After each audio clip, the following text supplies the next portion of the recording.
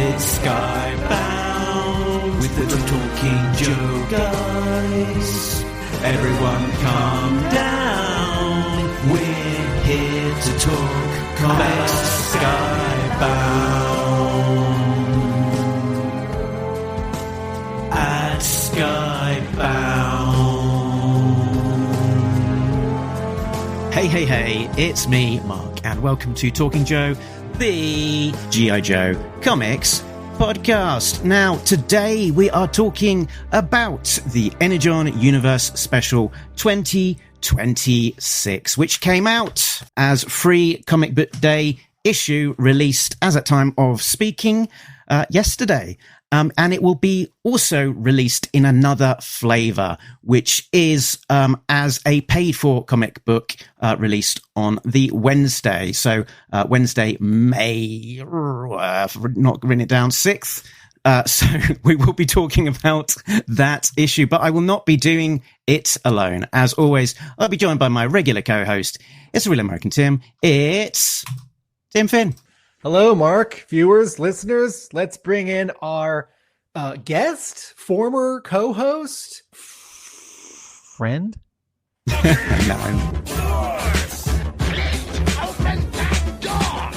And here it is. It's Diagnostic AT, Chris McLeod, Full Force podcast host. Chris. Hi, how's it going, guys? Nice to see you again. Good. Friends a bit of a push, Tim. Friends a bit of a push. It gave me pause. I'll take ex-co-host. I'll take current today's crossover co-host. But friend, come on.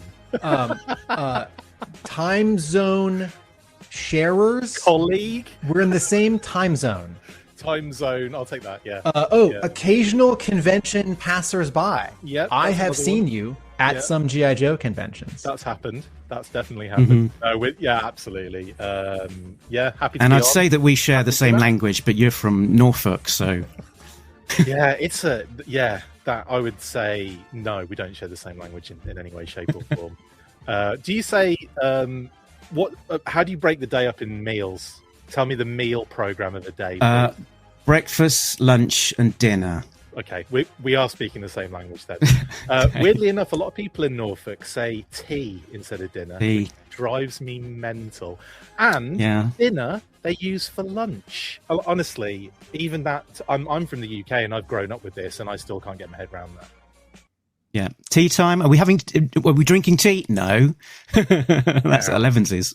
I speak Middle Earth Hobbit, so I have second breakfast, and what was that? 11's? Yeah. Third breakfast. Yeah. I just snack throughout the day, or I forget to eat because I have been known to have a few hundred breakfasts. I especially when we go to hotels and you get like the the complimentary breakfast there. It's just like, okay, well, looks like I'm here for the next 7 hours.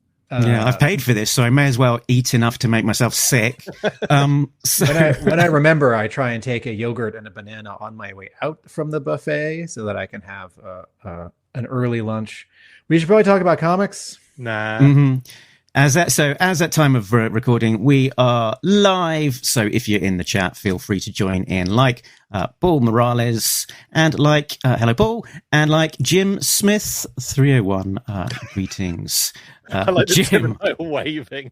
Wait, Mark, are these Full Force people or none of the Talking Joe regulars? I guess this is what we get. For I wouldn't like to speak on them on their behalf, but yeah, we've probably got a few full forces. Is it not a crossover sort of market target audience? No, I see a lot of the same names on the different podcasts joining in, so I don't think there's too many people that necessarily exclusive. Right.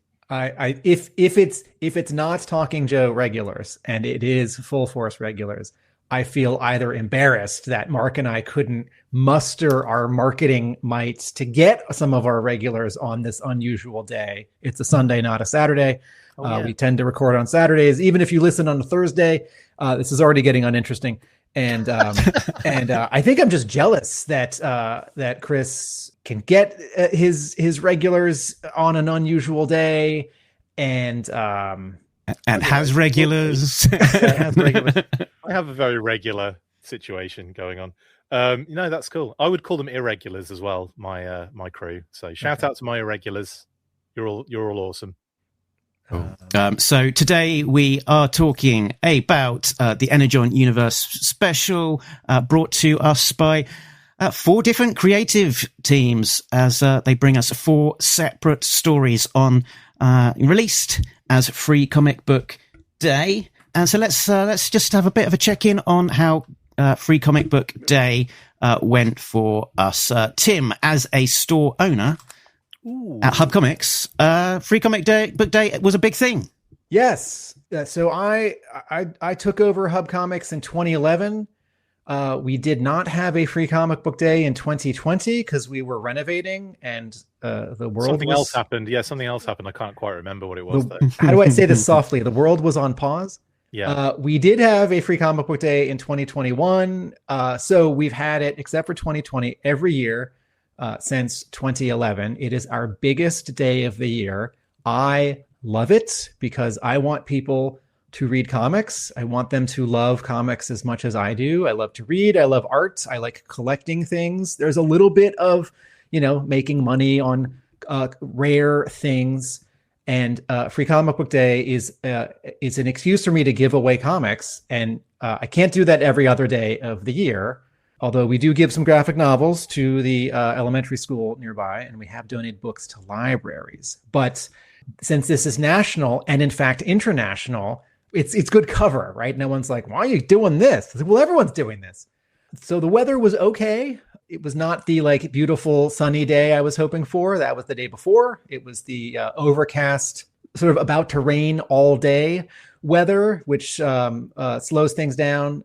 We have an arts event in my city. My city is Somerville, Massachusetts, and there's a nonprofit called the Somerville Arts Council, and there are artist studios throughout our small city, both art spaces where people work and live workspaces. And if you sign up, you can have an open house where people come to your studio and you hang a balloon outside, and it's both the same day as Free Comic Book Day and also the next day. So it's a full weekend.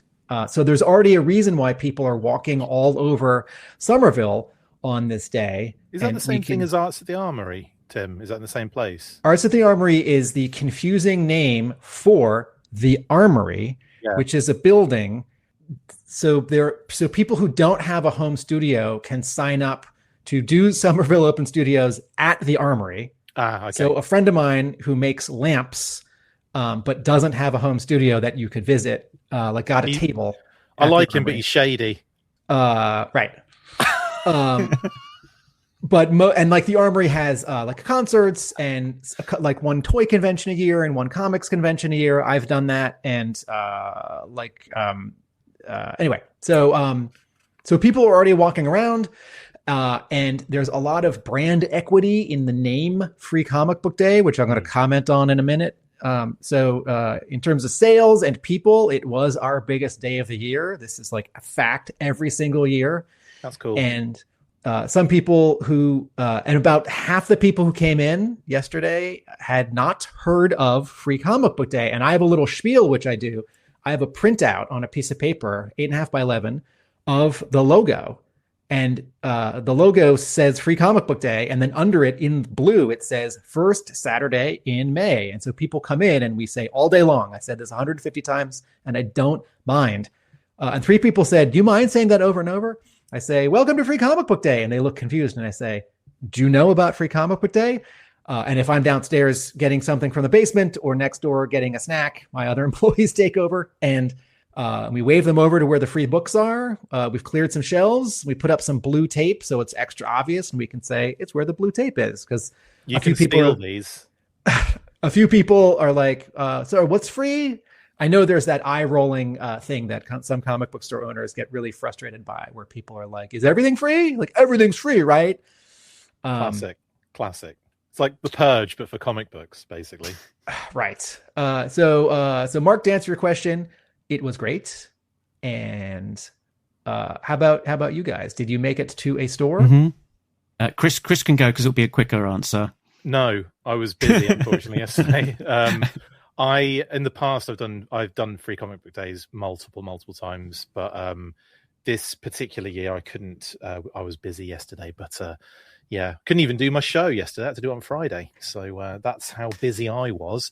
But I always love it. I always really enjoy it, and I always love grabbing, like, usually when I go to Free Comic Book Day, obviously I get the G.I. Joe title or relevant kind of related titles in all of the sort of like branding, like Transformers and that. Now obviously now we've got the Energon Universe, which is fantastic.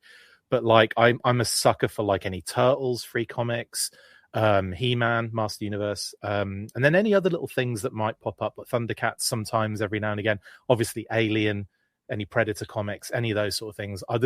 There's a few that I'll be like really excited for. And then I usually end up just grabbing a bunch of others just to see what they're like. I'm loving that Garfield comic, by the way, top left. I wonder if a certain Andrew Franks picked that up for Free Comic Book Day. Boom has the Garfield license, and I was already partial to Boom before they published my comic, and I very much thank you. I very much appreciate that Garfield comic because it's really obvious from very far away what it is. I know. It's the first one I noticed immediately.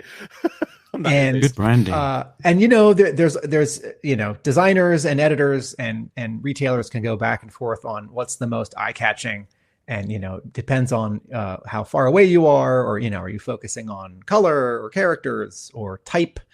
But man, that Garfield Free Comic Book Day, Comics Giveaway Day is undeniable. Mark, how was your Free Comic Book Day? Yeah, good. I went to Dave's Comics in Brighton and picked up a few. So Next Level. So that's a little sampler of some of the DC Next sort of branded Next Level titles, sort of relaunches with sort of fun teams. Lobo.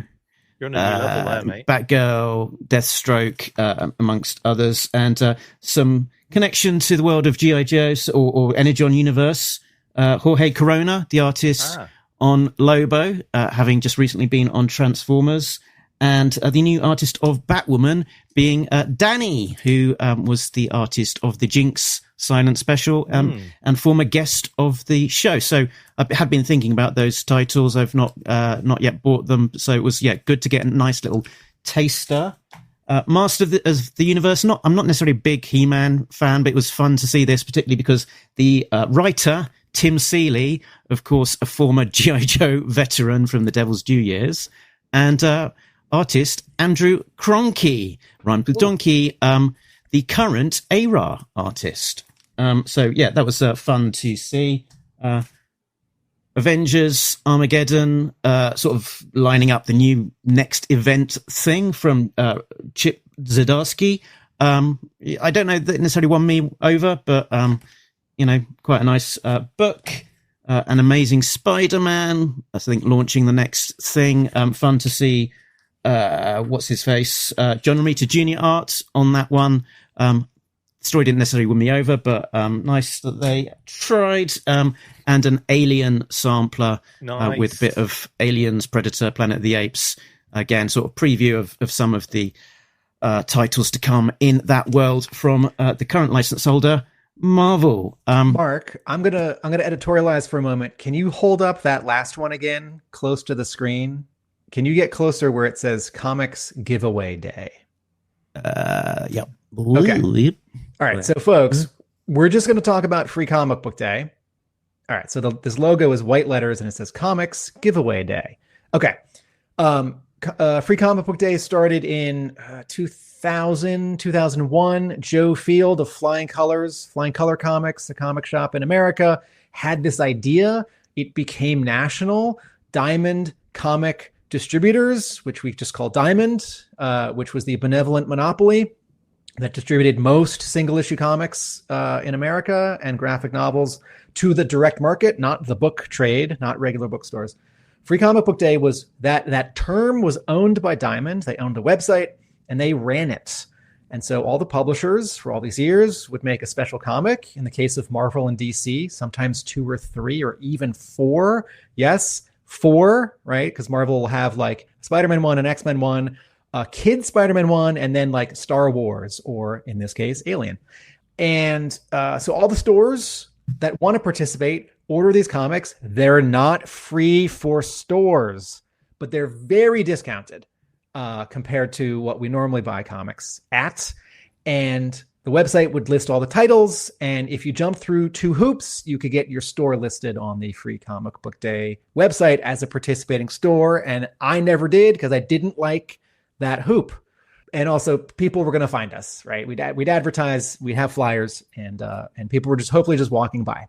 Diamond went out of business in the last year and a half, and Universal, which is a Canadian distributor, bought some of the assets of Diamond, including Free Comic Book Day, both the trademark or service mark and the website and the logo. And meanwhile, a bunch of publishers have left what was Diamond. And so there are 2 major distributors in America, plus 1 in Canada, that are distributing all the single issues from all these publishers, right? And if we're talking about America, half the comics come from Lunar and half the comics come from Penguin Random House.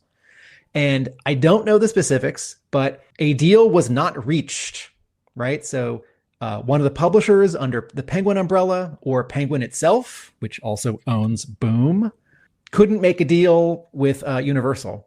I don't know if it was about money or branding or timelines. I'm going to guess money. And so all the comic books from Marvel, Dark Horse, IDW, and Boom for this year's whatever you call the day were not technically Free Comic Book Day comics. They were Comics Giveaway Day comics, and it had a website and it had a store locator. My store was on that map because there was basically no hoop to jump through. And so if you look up close at this photo that Mark has on screen that I took at my store yesterday, half the comics say Free Comic Book Day and half the comics say Comics Giveaway Day. And then also one of the comics says Superman Day, because that was 2 weeks ago.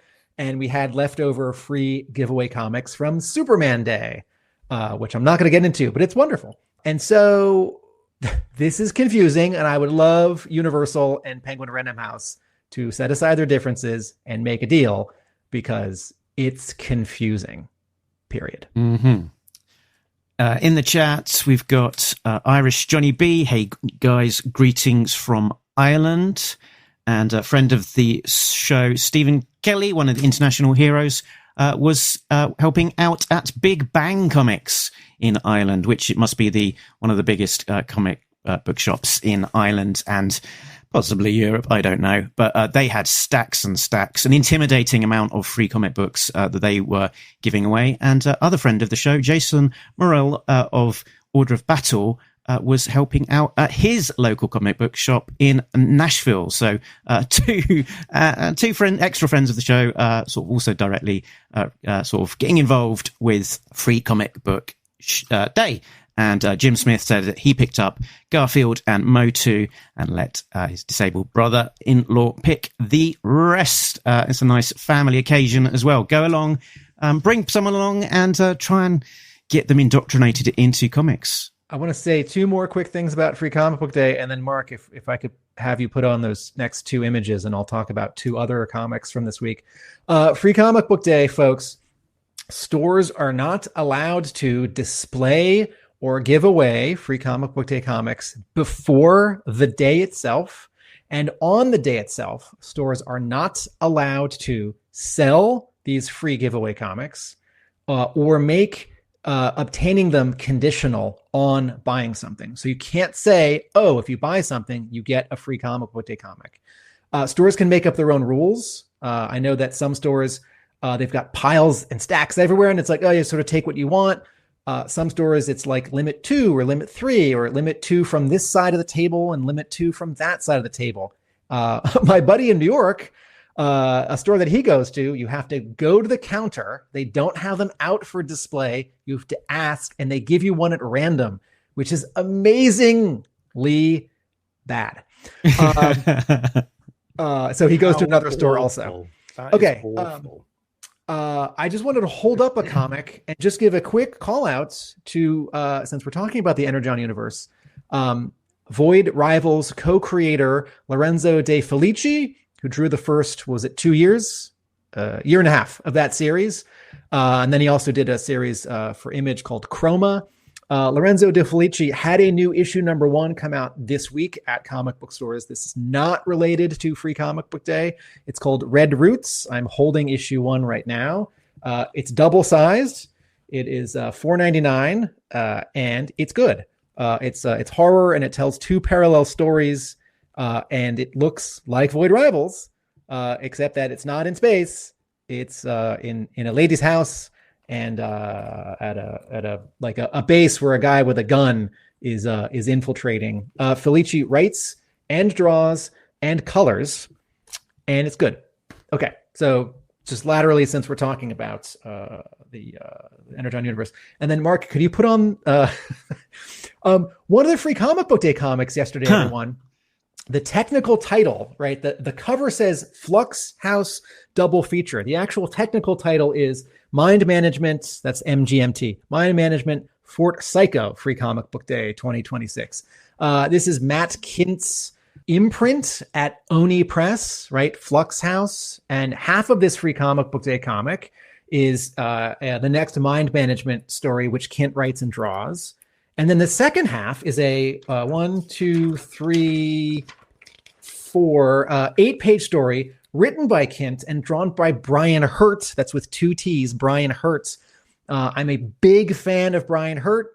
He drew Hard Time at DC 20 years ago with Steve Gerber, who's got a big G.I. Joe connection.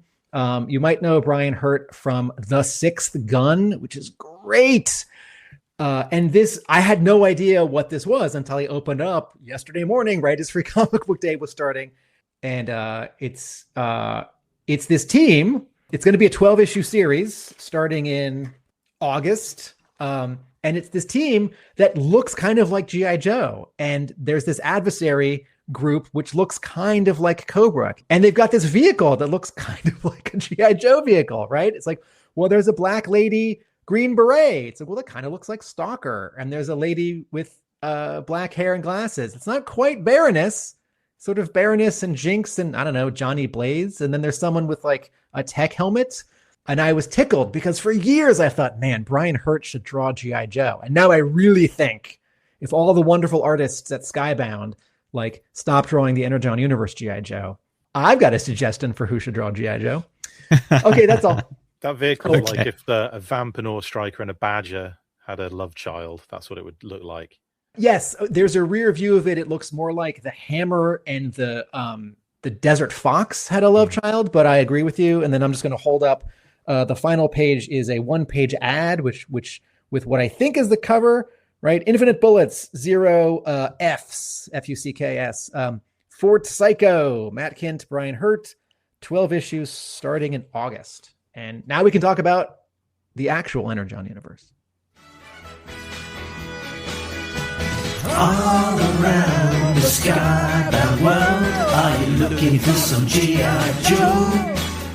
There's Autobots and Decepticons and creatures from the sacred brain. All we need is Energon, sweet Energon. There'll be Energon everywhere. There'll be robots swinging, aliens killing, and Decepticons in the streets. Yeah! So, oh, sorry, I thought I was going to. Well, there was a longer version. Believe it or not, that was the short version. So, before we get too deep into the Free Comic Book Day, I have put out a video which gives a sort of summary of years 1 to 3, the continuity of the Energon titles, the crossovers, the connective tissue, and the road to Mask. I think my sort of overall summary is that most of those sort of lanes, G.I. Joe, Transformers, Void Rivals, are relatively self-contained. You can read one book in isolation. You don't need to read everything, but it's sort of there are these touch point moments that just make the overall world a little bit richer. So I've, check out the whole video, but it sort of shows the key points where we have those connective moments in the Energon universe for year 1, year 2, and year 3. And look at those graphics, Mark. Those are great. And year 3, a key part of that is really the road to Mask. building up to the Energon Universe Special, and then on into M.A.S.K. Issue 1, out very soon. So for the deep dive on that one, head on over to the video elsewhere on the Talking Joe channel. So let's get into the Free Comic Book Day proper, and let's kick that off with looking at the things that they stick on the front covers of those books. Let's have a look at the covers in the gallery.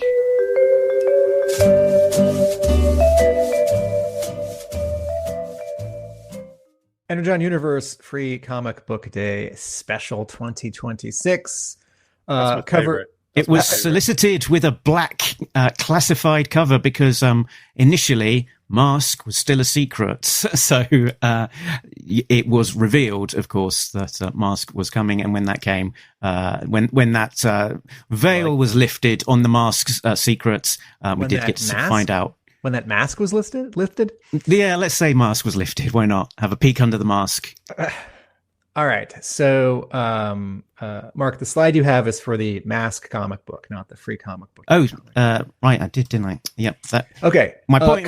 One of my points is the M.A.S.K. issue number 1 wraparound front cover looks quite similar to the Free Comic Book Day front cover. Yes. They're both cool. I do think having the compositions and relatively similar and the color schemes the same is a small mistake. But they're both beautiful, so it's I guess a good kind of mistake. All right, cover A is drawn and colored by Pye Parr, who will be the series artist, though not color artist, on the ongoing M.A.S.K. We are looking at Matt Tracker, who's wearing his mask, right? And he's activating his M.A.S.K. ID communicator watch. He's sitting in his what's the old name of this car? Thunderhawk. Did that survive 40 years of trademark? Is that still the Thunderhawk? Yeah, I think Thunderhawk's the only one that made it. Thunderhawk and it was Rhino and Switchblade that didn't make it. The others are okay, I think. Okay. In that first wave, anyway, of figures from Loyal Subjects. All right, so he's in the Thunderhawk, which is his red Camaro, but the doors open up like a Gullwing. Sorry? Gullwing doors. Gullwing, thank you. Like a bird. The sky. Or a DeLorean. The sky is purple and blue behind him. The ground beneath him, it's hard to tell sort of where he's parked, but it's sort of a light maroon and green. There's an explosion behind him. And help me out. What is Miles Mayhem's vehicle? Switchblade. Now, okay, the Switchblade, and it used to be called. It used to be called Switchblade. Now it's called Attack Helicopter. Okay.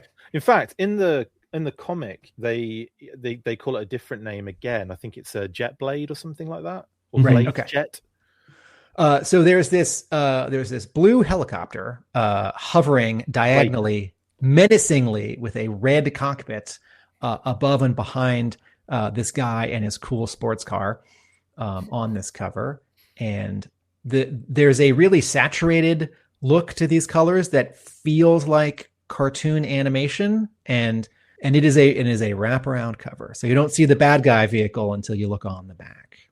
And Pye Parr shared this extra image, which has got a bit more of the car, which is cropped on the cover itself, with an added background logo. And let's sort of explore a little bit of Pye Parr, because I've got some graphics of his. So he has been contributing various Hasbro / Energon related covers, including the cover to G.I. Joe issue 19, with the Thunderhawk and Matt Tracker on the front cover, and that cool cover of Hound with Clutch shooting this burst, which then features Hound's face in that sort of burst of fire, which is great. And for lovers of Pye Parr's art, do check out his previous series called Petrolhead, which was a creator-owned series, very much featuring big cars, it's sort of in a sort of, techno future. So really, you can definitely see why. Involved. Yeah. Well, the commissioning editor would have seen a series like that and thought, yes, let's get that guy a mask, because, when it comes to technology and exciting action with vehicles, he has got that in spades. Then we've got some extra covers which will be out on Wednesday with the paid for iteration of the Energon Universe Special. Okay, so cover A is going to get the free comic book day version is going to get reused with almost the exact same sort of outside look, right? The one I'm gonna can you zoom in on me, Mark?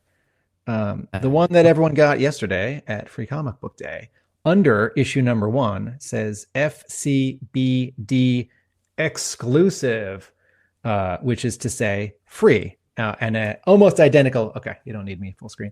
Almost identical version will be for sale in a couple of days, and that'll have a cover price on it. All right, cover B is reflects the G.I. Joe story that takes place within Hawk. We're in a bathroom.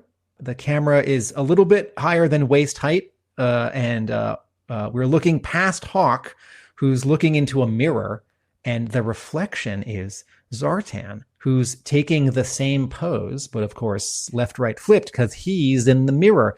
And something about this bathroom feels a little grimy, industrial, right? There's a spare light bulb hanging as a light. There's no lampshade. It's not a chandelier. It's not a fluorescent. It's just a light bulb hanging illuminated from the ceiling. There's a cord in the foreground just behind the logo. The sort of the sink has some by the faucet or a part of a machine gun, a clip and a bunch of bullets or bullet casings. Am I seeing those right? Mm-hmm. And then since we're looking up a little bit, the space behind Zartan, gentlemen, how would you describe that background behind Zartan in the reflection? Skylight, maybe industrial, I'd say. Cool. Yeah, it sort of feels like a slightly unfinished level of the pit, right? Or like a sort of the part of the Pentagon where they don't host guests. But not a gas station bathroom, but not your apartment bathroom. Yeah, it's like like concrete shell of a not quite fully furnished pit, perhaps. And this cover is by Howard Porter and Romulo Fajardo Jr. Next up is the Transformers cover by interior artist Jason Howard, who both draws and colors this one. We have a mystery woman who's crouched in a forest at a stream, and she's got her hand out, and water is dripping from her hand into this stream.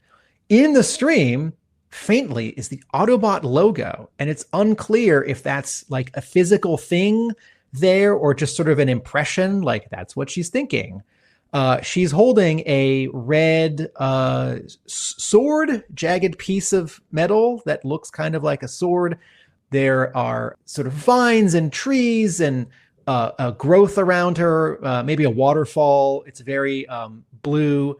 There's some birds flying. We don't know who this woman is. We've never seen her before that we know of. And her costume looks sort of like some torn clothes, like she's been there for a while, but also tech, like she's wearing armor. Like, I don't think she's a Mega Marine from, G.I. Joe 1992.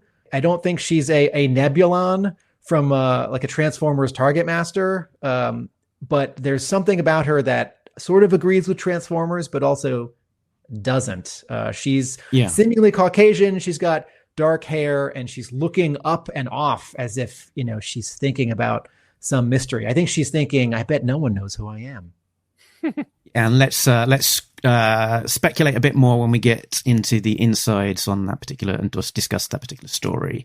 Cover D is a 1/25. Drawn and colored by Conor Hughes, who drew the third arc of Void Rivals and is coming back for the fifth arc after the Quintesson War. This is a mysterious robot, looks like a Transformer, does have Junkion colors and aspects to it, but is not recognizable.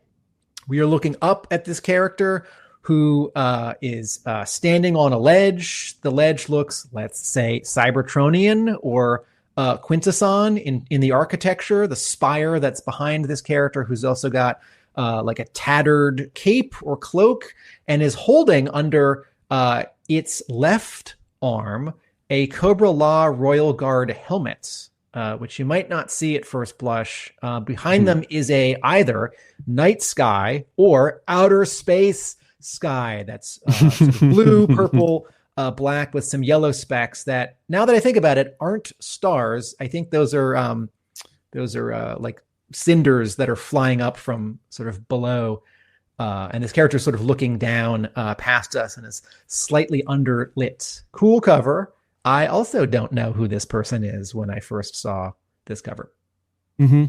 I think the helmet's meant to be attached to his belt, but okay. So he's not holding it against his waist. Okay.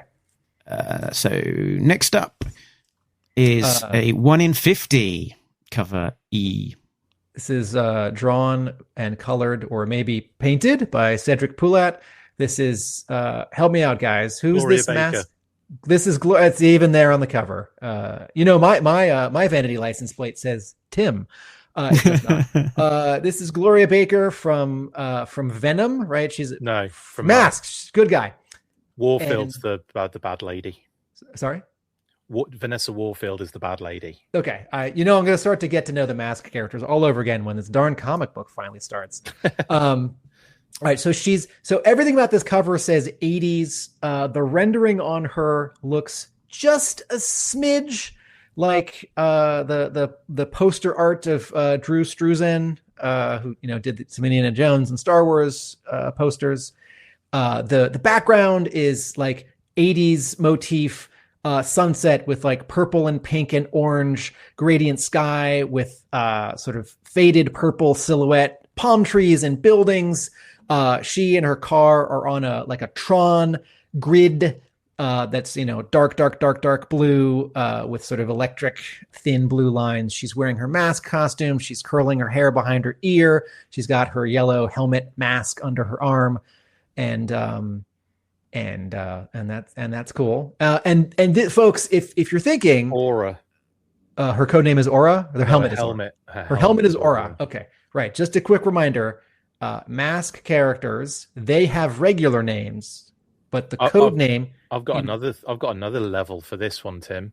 Okay. So they all had actual code names as well early on, and they only show up in, I want to say, like, it's like the M.A.S.K comics in the UK, maybe in the US as well. But there was a special like UK M.A.S.K comics situation, and on their bios they had not only their names, they've actually got a code name. Like, for example, I think randomly Brad Turner's code name is Chopper.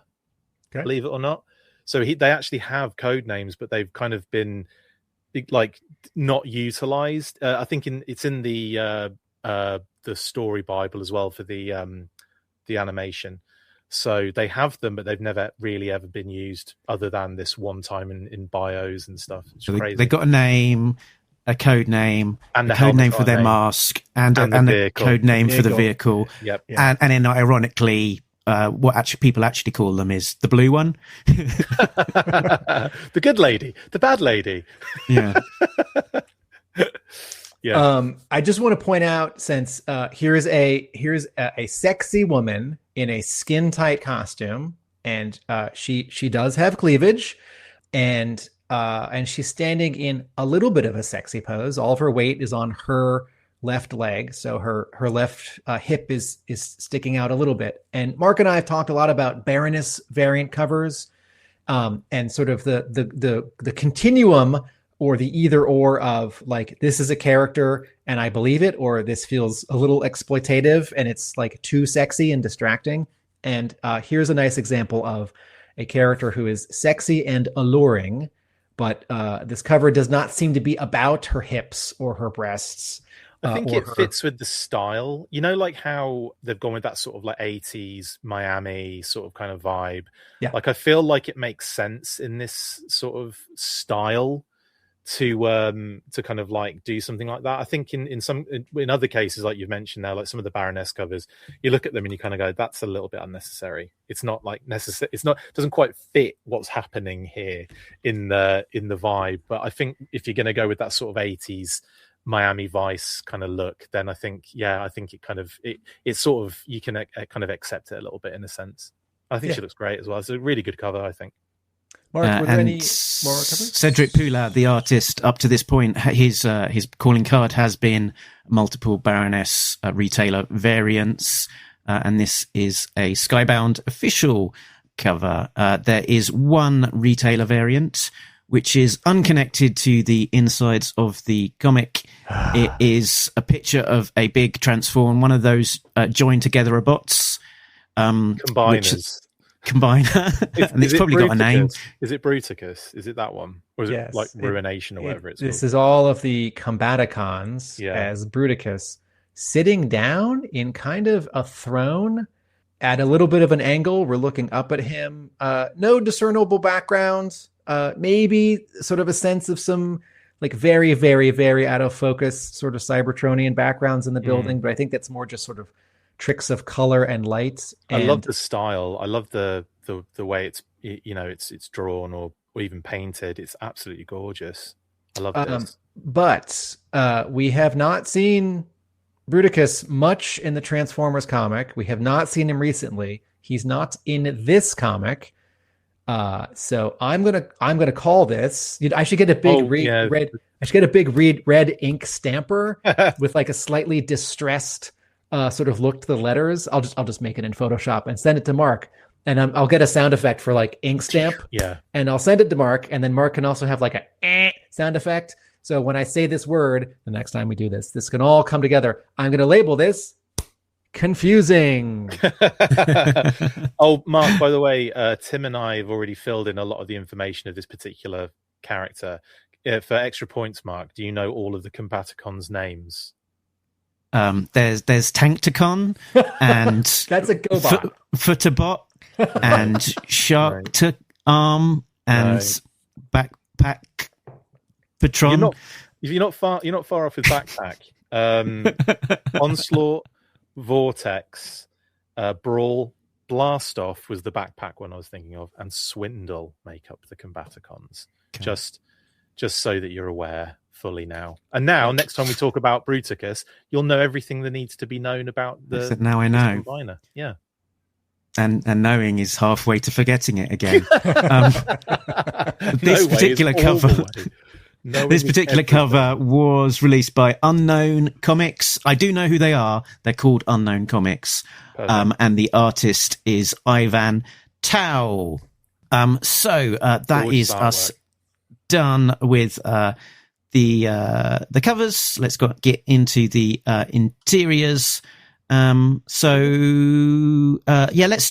do a we'll cover off these sort of one by one. We've got 4 stories here, and the issue starts off with the mask story brought to us by Dan Waters, writer, and Pye Parr, artist and colorist. As Tim notes, he's doing the colors here, but not necessarily for the ongoing series, where he will be colored by somebody else. So it'll be an interesting compare and contrast against that issue. And let's get into a plot breakdown. 1 sentence or 2 sentence summary. Miles Mayhem is. Oh, hold on. Where's the music? I'm about to give some spoilers. So let's make sure that I've given fair warning with one of these. Watch out! There's spoilers ahead. Turn back before it's too late. Any excuse. The very, very, very short prop breakdown. Miles Mayhem is recruiting his team. Vanessa Warfield in Rio Lindo, Sly Rax from a Russian prison. Meanwhile, Matt Tracker is building a mask network himself. Let's get into it. Where do you want to start? The beginning. It was definitely the big story in terms of real estate for this particular issue. So if nothing else, this was a mask issue. It gave us close to a full story. Did you count the 18? pages of this one? 18. Yes. So very close to the 20 full story that we'd expect to see. Just a quick bit of context, folks. This Energon Universe special is a 30-page comic, which you could get yesterday for free. The Mask story is 18 pages, followed by a 4-page Transformers story, a 6-page Void Rivals story, and a 6-page G.I. Joe story. Just as a little comparison, the Matt Kint comic that I held up and talked about before from Free Comic Book Day has 17 pages of comics in it, plus 3 or 4 pages of like ads for the things and like descriptions for the things you're about to read about. And so Skybound is like spending money on this. They're spending money to make money. Now they'll make it back, I think, with the version that's not free. That'll be on sale the following Wednesday. But overall, this comic feels like last year's, a little different than many of the other Free Comic Book Day offerings. Definitely stands out, doesn't it? This feels like a really sort of premium offer, and one that you would be more than happy to spend money on. It's got great stories, great art, great writing, and leaves you wanting more from the rest. And a lot of the other Free Comic Book Days just leave you a bit wanting, that they're not necessarily satisfying in their own right, and often they feel like a bit of just a teaser for, a little preview to kind of buy the real comic if you want a proper story kind of thing. So it's on a different level, I think, this offering compared to most of the other Free Comic Book Day comics. All right, so Chris, jump in. What do you think about this Mask story? Really impressed. I think to basically, even though we've been getting sort of like little teases of Matt Tracker and Miles Mayhem, I say little teases, they've been full-on characters, and they've been getting decent development in the previous issues. To get like a sort of lead in before we've even had issue 1 of Mask, this significant and this focused is, I just feel like we're being spoiled. I feel like I wouldn't even say it's taken any heat off issue 1 of Mask. I think you could argue that, we've got like a lot of Matt and a lot of Miles. Now we're getting a lot more of the sort of like universe of Mask with this particular story. What the hell does that leave us for Mask issue 1? But what I think they've done here, which I think is really clever, is they've done a lot of building. They've done a lot of stuff so that when you get issue 1, I'm sure it'll be able to stand alone as an issue, and people will be able to pick it up and go, I'm starting to read about Mask right now for the first time in however many years. But at the same time, people that have been following this have got such a great sort of like skybound history of what these characters are all about before we've even got into issue 1. And like, the beauty part of like seeing that Mask, from Matt Tracker's point of view, spoiler alert a little bit, we get to see a little bit of what that organization is already kind of set up and ready to do. And like in terms of what Venom are doing, not named as Venom, I think they're named as is it like Skywatch or something? I forget what the name is now. Shadow Watch, isn't Shadow it? Watch. Yeah, that was the name that sort of they were operating on under General Flag. So he said that, are they trying to create another Shadow Watch outside of that kind of remit? Not getting Venom yet, but I'm sure we'll get Venom when it comes to it in issue 1. Why do I keep doing that? But I think it's a phenomenal story. I think it's highlighting two of the main Venom characters, obviously more so than anyone else, but it's really giving them like a completely different sort of backstory and depth, and I don't know, and it's done. I refer to it as the sort of Larry Hama file card effect of like, giving a character loads and loads of backstory in a very small space of time, and they've done that really well with Slyrax here, who obviously we see kind of like, introduced to that character in the opening. Although technically we're actually introduced to Vanessa first, aren't we? Yeah, sorry. But yeah, I love it. I think it's great, and I'm all for it. And I can't wait for issue 1 already. Yeah. I think it's really super shrewd, because we've sort of been seeded this Mask story in the pages of Transformers and G.I. Joe, and introducing us to the world of Mask and getting us invested. Then there's the spin-off as a new title, and it would be just so easy to go, right, it was fun seeing them in the pages of G.I. Joe, but I'm not a M.A.S.K fan, so I'm happy not to pick up that particular title. Whereas by having this sort of issue 1 in all but name as part of Free Comic Book Day, and actually, getting that as part of your, the comic that you would really want to buy anyway as part of this Energon universe, you get to see actually, oh, this creative team is really good. This story is like really interesting. I might not have gone and bought it M.A.S.K issue 1, but now having seen what they can do and the story that they're building, I'm really curious to see where it will lead. So I think it's really clever. That's another good point as well. Like it's the, this is a free comic book, like basically it is. And whenever I've done Free Comic Book Day, yes, I've been excited to get like new little tiny stories here, there, and everywhere from like cutesy little things or like fun little things. But then when you get something like this for free, and it's like a really cohesive, world building, well written, beautifully illustrated, kind of like story, it's like, damn, like we are really getting it. It feels significant, and it felt significant last year. The Energon Universe special felt significant last year. It doesn't feel just like if you don't pick it up, don't worry about it. I feel like you need to get this. Like, and I'm glad that they're also selling it after the fact, so that people who couldn't get it at Free Comic Book Day can still, enjoy it and add it to their narrative. It's amazing. Yeah, it feels like these Free Comic Book Days are like this pivotal crossover moment where the Energon universe meets and then spins out again. Yep.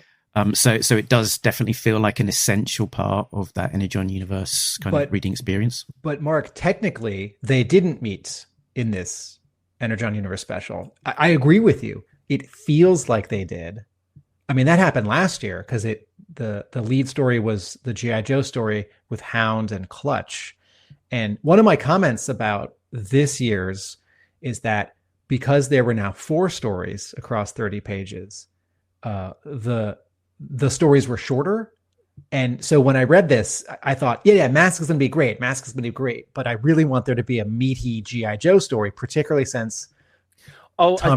this is a good point, actually, Tim, because I was going to say this at the start of the show, when Mark was talking about his going through the 1 to 3 years of the Energon universe, I am very much an all-in kind of person. Like, most of us are like collectors and toy collectors and what have you.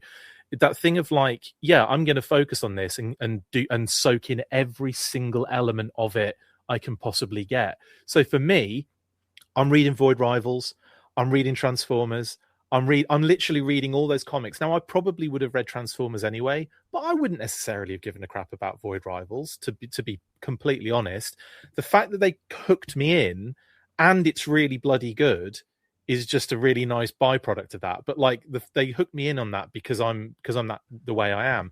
I know so many people who are not reading Void Rivals, not reading Transformers, just doing the G.I. Joe comics. And I kind of think sometimes like, how do you manage to do that? Because I could not, knowing fully well something is happening in this universe, not have eyes on it. Do you know what I mean? Like, I feel like it's really interesting that those sort of personalities exist on both sides. I mean, this will not be the last time I say this on Talking Joe. I'll try and hold it for several months because it's a weird fantasy. Last Saturday at my store, we sold 5 different Invincible compendia. Those are the $65 1,000-page collections that each have like 40 or 50 issues. And we sold, a kid came up with 1 and 2 and 3, to which I had to say, well, don't forget Universe, because that's also important. Or like, don't forget Tech Jacket. And then later in the day, someone brought up 2 and 3. And so I was thinking about this Energon Universe comic, and I thought, in a year or two, Skybound should do an Energon Universe compendium, right? Yeah. Where all of the story, like the first arc of Void Rivals, and then the first arc of Transformers, or maybe, and then the Duke miniseries. They might even be planning that. Do you know what I mean? I hope so. And I immediately started imagining what the cover would look like, because I have okay, so the Walking Dead compendia look a certain way, and the Invincible compendia have white backgrounds and white spines. Well, the Energon Universe logo isn't as tall as the Invincible logo, even though it's 2 lines. Well, it's just one character. It's like Invincible, and he's flying. Well, would you put like one Void Rivals character on the cover of Energon Universe That's compendia? what it would look like. One. Well, okay, yeah, maybe. So, and I thought, is this the way to get people who haven't been reading all of these to read all these? Because certainly when there's, 3 comics running and one of them is essential G.I. Joe and one's a maybe Transformers and one's an unknown quantity and doesn't seem essential Void Rivals, it's easy for people to say, I'll just get 1 or 2 every month. I get it as well, like from a financial point of view as well, like if people are picking and choosing, and I understand that totally. It's just for me, I'm so not built that way, and it's like I've got to find out, I've got to know what's going on in this universe, And then there's sort of this second chance when all the stories start coming out in softcover, and we know some people that haven't been reading Void Rivals or Transformers, but are catching up in the paperbacks, and now there are these hardcovers which each have 2 paperbacks worth, and those compendia are really expensive, but it ends up being like 80 cents per issue. Yeah. Okay. Anyway, so back to this actual comic book. I was going to say, actually, Tim, just to on a point you were talking about that it's not. Sure. It feels like it's a kind of a convergence or a crossover event without it necessarily completely being it. But let's not forget, for M.A.S.K. specifically, the Miles Mayhem story was a Transformers story. Matt Tracker's story was a G.I. Joe story. Yes, absolutely. And we're meeting here in this fourth story now. This is why it feels like a crossover, but no G.I. Joe characters show up in M.A.S.K. No Transformers show up in the G.I. Joe story, etc. But yes, absolutely, and it's all encompassed that there are all these different covers and the title. Although to that point, can I talk about some of the Easter eggs or the I Spies in the M.A.S.K. story specifically? Here we go. Are we going through page by page? I spy with my little eye. Yes, sorry, I should have known there was going to be a theme tune, shouldn't I? we can do it page by page, yeah. But so in M.A.S.K. on page 1 of the story, I think we get a whole bunch of Easter egg setups. So we get explosions, which are Chris's favorite things. But we get setup of General Villavaca, who is the antagonistic general from G.I. Joe, A Real American Hero, featuring in issue 69 and surrounding issues. One of the generals in Sierra Gordo being the country with the fictional capital of Rio Lindo as the location. Again, on page 1, fictional location from G.I. Joe, Real American Hero, including title The Last Plane from Rio Lindo, G.I. Joe issue 13. And on page 1 again, Easter egg, we get a reference to Extensive Enterprises. So obviously as I like to call them, because they've both got EE as their logos. Really cool. Also, did you get the sitting on the toilet homage as well? No. Oh, is that it's not an homage. Lethal Weapon. I just wanted to say sitting on the toilet. Weapon? Yeah, where they've got a bomb on the toilet. Yeah, I said bomb. I thought this was a Jurassic Park reference. Yes, it is. Swapping out the dinosaur for a explosion. And it's a little bit further ahead, but on page 6, they also reference page two. Okay, page 2. Oh, and in the newspaper, we got robots disguised. Miles Mayhem is sitting at a cafe, drinking coffee, reading a newspaper, and the front page has a photo of a burning villa, and it says Rio Lindo explosion or Rio Lindo something, and then above it, Mark is describing in the sort of call out section, it says robots disguised to tease an article that's elsewhere in the newspaper. All right, sorry, please continue, Mark. So the final Easter egg that I wanted to point out was they refer to the Jerk from Darklonia, on page 6. Obviously being, what's his face? Darklon, presumably. Yeah. Or it could be just another jerk from the G.I. Joe fictional location of Darklonia. There's plenty of them. We get a meet cute of Miles Mayhem and Vanessa Warfield in this Rio Linden sort of cafe outside. Shall we talk about Vanessa Warfield and Whip? Chris, you're the mask expert. Whip is the name of her helmet, right? Correct. And her power. I've only recently in the last few years watched 10 episodes of Mask.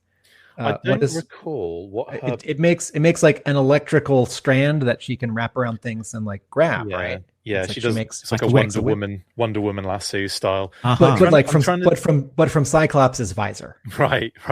I'm trying to think of what her like her kind of hidden code name is. And this is going to bug me now for the rest of the day, unless I can figure it out. But before I look for that, this is a really cool character. Obviously, Manta's really dope as well as a vehicle. I really have always enjoyed her helmet design. It's very, very different to a lot of the other helmets in Mask. Like her and Gloria definitely got specifically. I mean, they're all very unique. But like, there's always a bit of like a sort of a design theme running through most of them. But Vanessa's is just so crazy. It almost looks like you're looking at the back of the helmet when you're looking at the front of the helmet. But I quite like that. And I think it really gives this really interesting sort of silhouette, very cool like look. And I've always been really into Vanessa Warfield's helmet, Kitty said. While we're looking at page 5, I think the real star of this story is not a Mask character, but it's Pye Parr's art. And I'm going to be more specific. Mm-hmm. Pye Parr's coloring. The coloring is so gorgeous. And the difference between what's highlight and what's in shadow and Parr's sense of color temperature. So we're looking at page 5, and on the right side of the helmet and the amazingly drawn briefcase, like the red, orange, and the blue for the helmet, and then the green. But then on the front of it, where the shadow is, like there's now some purple mixed into the blue because it's like reflected light from the purple cushion. But that then might be outer... the best briefcase I've ever seen in a comic in my entire life. Seriously, genuinely. It's not just drawn well. It's designed well. And then the front edge of the briefcase is green, but now there's a lot of blue mixed into it because of just see padding. Like I've got like a proper tactile So if you go to the previous page, we see it closed. The third panel on page 4, Mayhem's hand is on it, and it's got like a part of it that sticks up because the helmet is upright in the briefcase. It's not sideways. And this is my just very, very small nitpick about this whole comic book. Pye Parr's art is so great. Panels 1 and 2, the briefcase is tall. Yep. Panel 3, the briefcase is suddenly too short to have that handle in it, and then a helmet in it. And then on the next page, page 5, it's sort of big again. But objection, Your Honor, noted. By the way, her name's Ice Queen. Her code name is Ice Queen. Are you serious? Genuinely. We all scream for Ice Queen. Queen. Can I get some whip on my Ice Queen? Exactly. Cool whip. It'll cost you 99 pence. So I appreciate the sort of let's take a step back. Dan Waters writes this story, is the writer of Mask, and I feel we need to sort of say this again a couple more times in the coming weeks of our podcasts. Dan Waters is already part of the Energon universe, having written Destro, and has been writing good comics the last 5 years. He's writing Nightwing right now, and so I was, I sort of keep if I don't take a moment to remind myself exactly who's writing all the Energon universes, I keep thinking like, oh, yeah, isn't Joshua Williamson writing them all? Like, no. Isn't Kirkman writing them all? Like, no. They're sharing. Oh, there's this new guy who's writing the other one. Now that there's 4, one for every week. Wait. He's not new. He's been around. And I don't know. I haven't read enough Dan Waters comics yet to sort of have a sense of how he writes. I have read a lot of Robert Kirkman comics, and I have a sense of how he writes. I don't know that I can phrase it very well, but I sort of know like how much I'm going to get out of character and surprise and plot, like A stories and B stories. And this is like a general sense I can do with some writers who I've read a lot of. And I'm not there yet with Dan Watters, but like Destro was interesting and thoughtful. And Love that.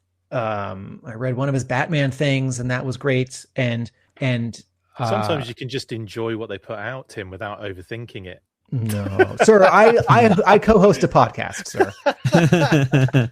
And sir, I cannot enjoy I know. these. I'm only messing you around. But I want to talk about sort of writing, and if we're using film terms, the directing of this 18 page story, because it starts with like we're hearing we're putting the team together is what's happening here. You think at the beginning that we're hearing I'm in.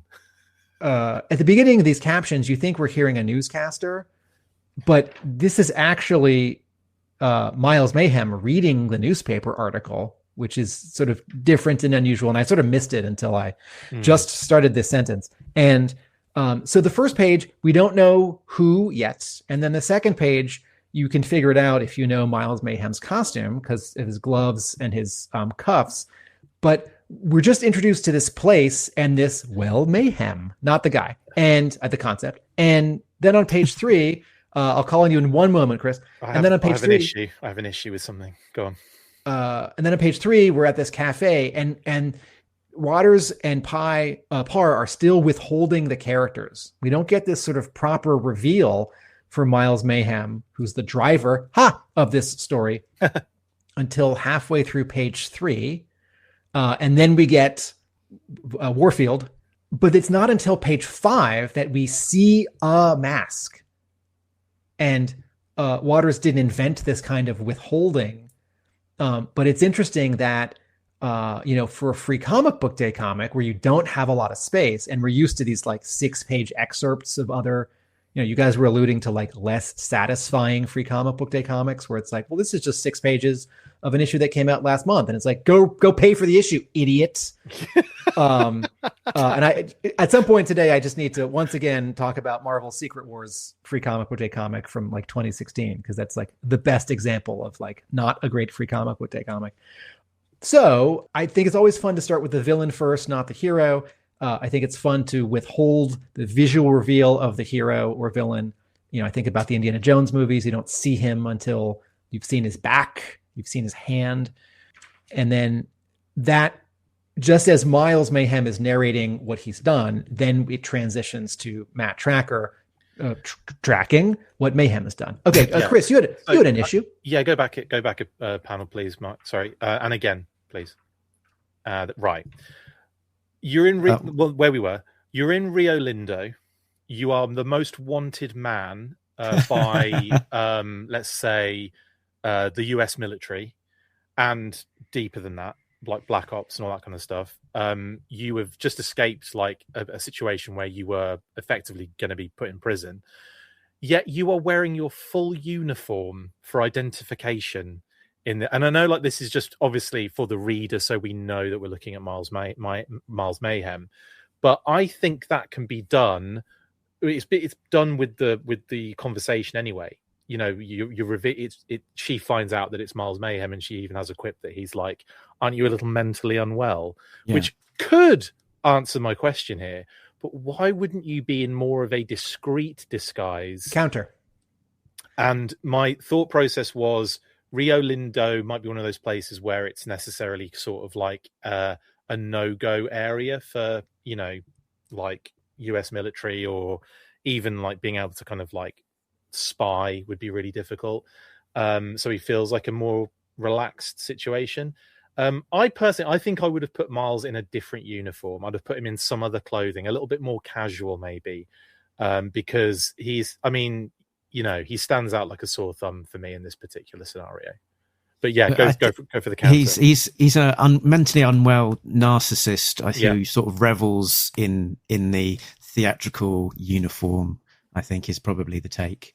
Tim? I'm cool with that. I'm cool with that answer. Chris, you started to answer with my counter anyway, that maybe we can't go to Rio Lindo But maybe it's a step further. Maybe this is one of those countries where an American criminal could specifically link up with either the government or corrupt local officials and enjoy their life and continue to plot or plan. I do think if he's not going to be in his costume, I don't know. I feel like this is a turtleneck kind of guy.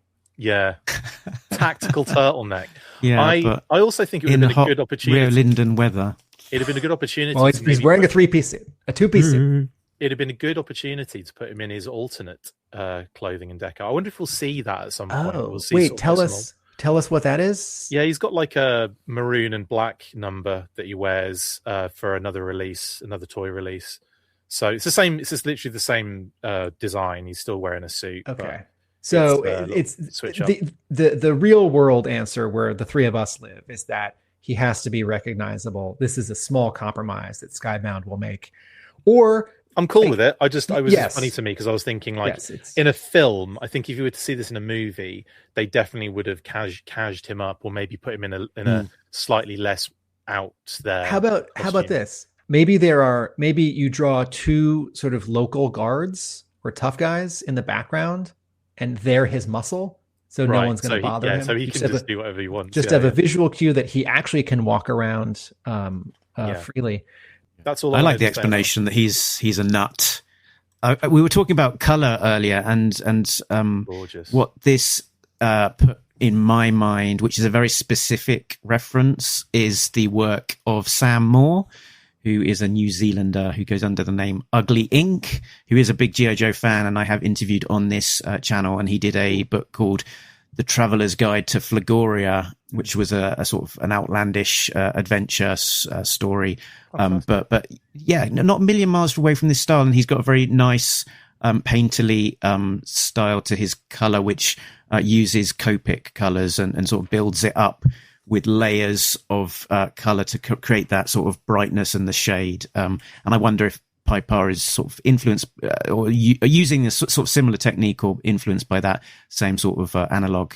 I've always been amazed by the Copic color approach. people, where they can go over another color with another color to get that shading and stuff. And I've done it. The page just disintegrates. Yeah. It's like too much ink on one page, mate. And you've got to be very brave to do it on the page as well. Totally. It's totally. There's something subtle happening across this story, and Waters, I think, gives Parr a very sort of open and kind of a very open opportunity. There's like color scripting going on where Parr is really paying attention to what color the light is in each scene. So the first page, the color sort of the light is overwhelmed by these explosions. But page 3, right, the light is very yellow. And then we're at their cafe. And then page 6, right? Like certainly when we're talking to what's his name? Alex Sector. The light is very green because he's in the pit at G.I. Joe in the IDW run. I mean, he's at a control console somewhere inside. And then on page 7, the light is very blue, right? It's this winter, and then 3 pages ahead, we're in prison, and the light is not just very red, it's only red. But within the red of this prison scene, there's all of this variety. And like, I'm okay with whether it's old school or whether you're thinking of like, isn't there that scene in the Ultimates with Brian Hitch draws where like all the GIs are in like a plane and just everything's red. Like I'm fine with that kind of knockout. Predator.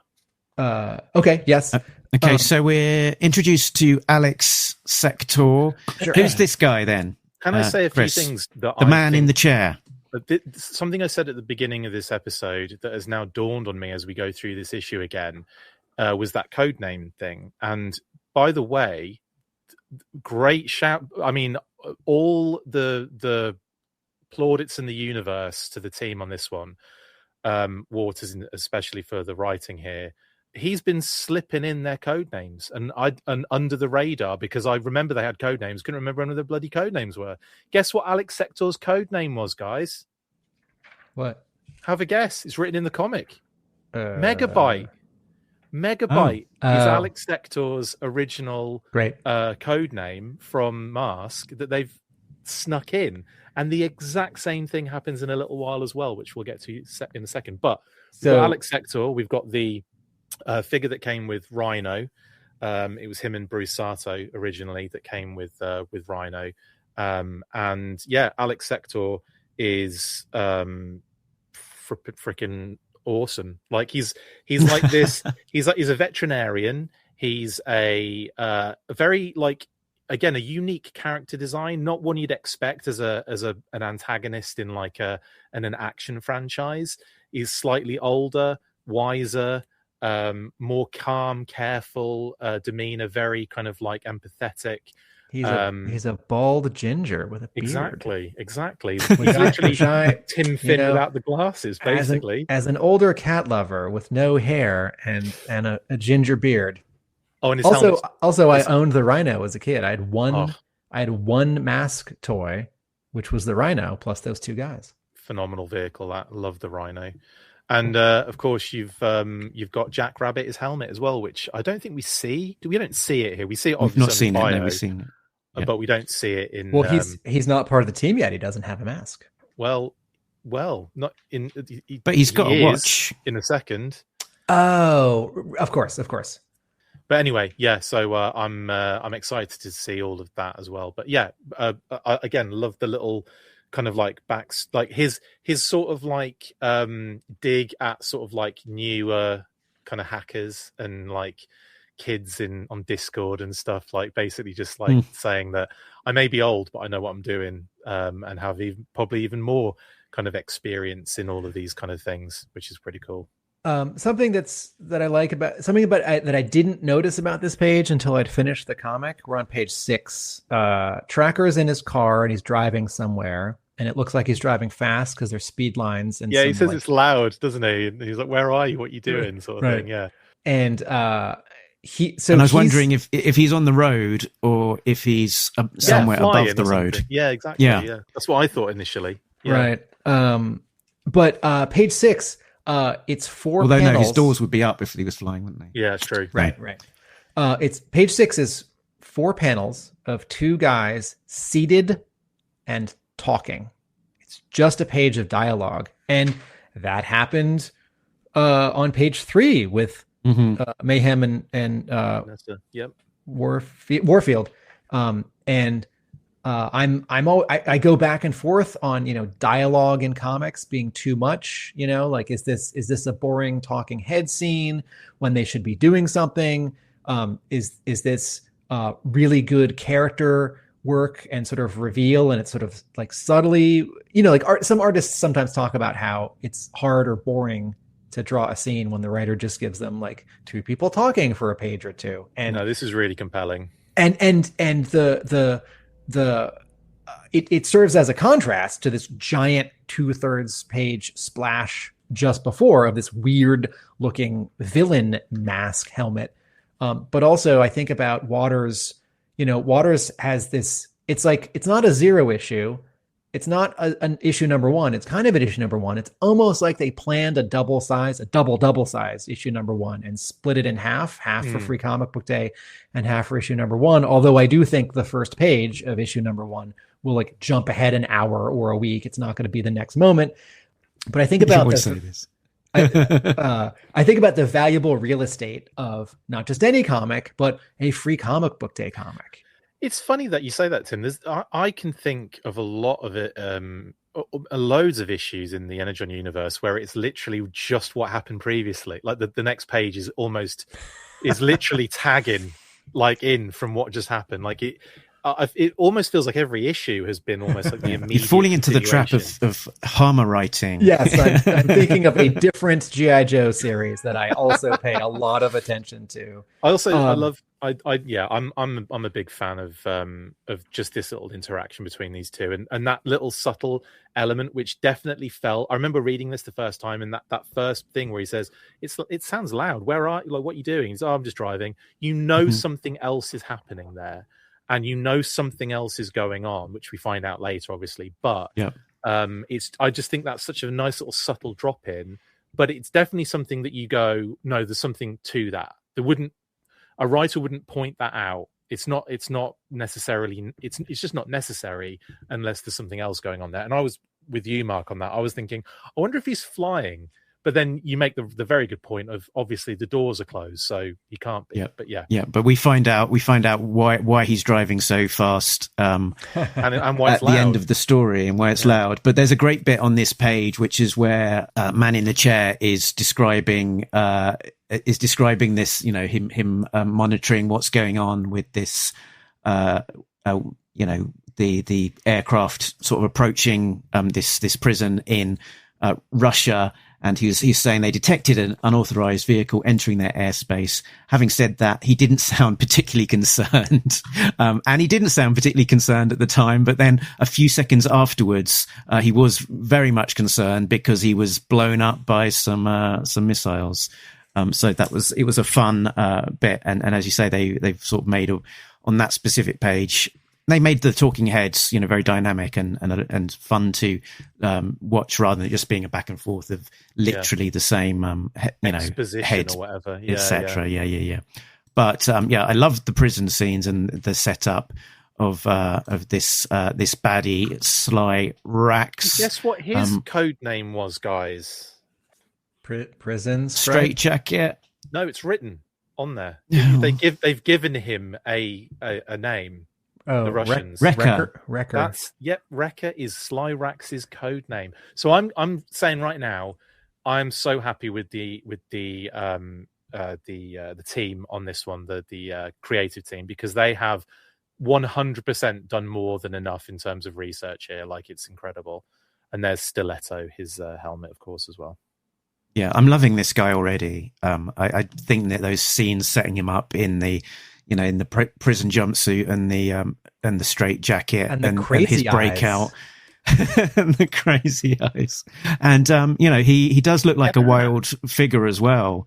As he's got the shades, a bit of a sort of a punky leather jacket look to him. And he came with this, Piranha him and Cliff Dagger motorcycle. Cliff Dagger, Floyd Malloy, in fact, most of the Venom team, they could just slip into the Dreadnoks without even, any sort of thought whatsoever redesign. They just slot right into that team. No worries. I just want to talk about the color again, because the prison scene, there are all these really gorgeous bright reds and bright oranges, but then also the stripes on Sly Rax and some of the shadows become these slightly desaturated purples, and it's then gorgeous, isn't it?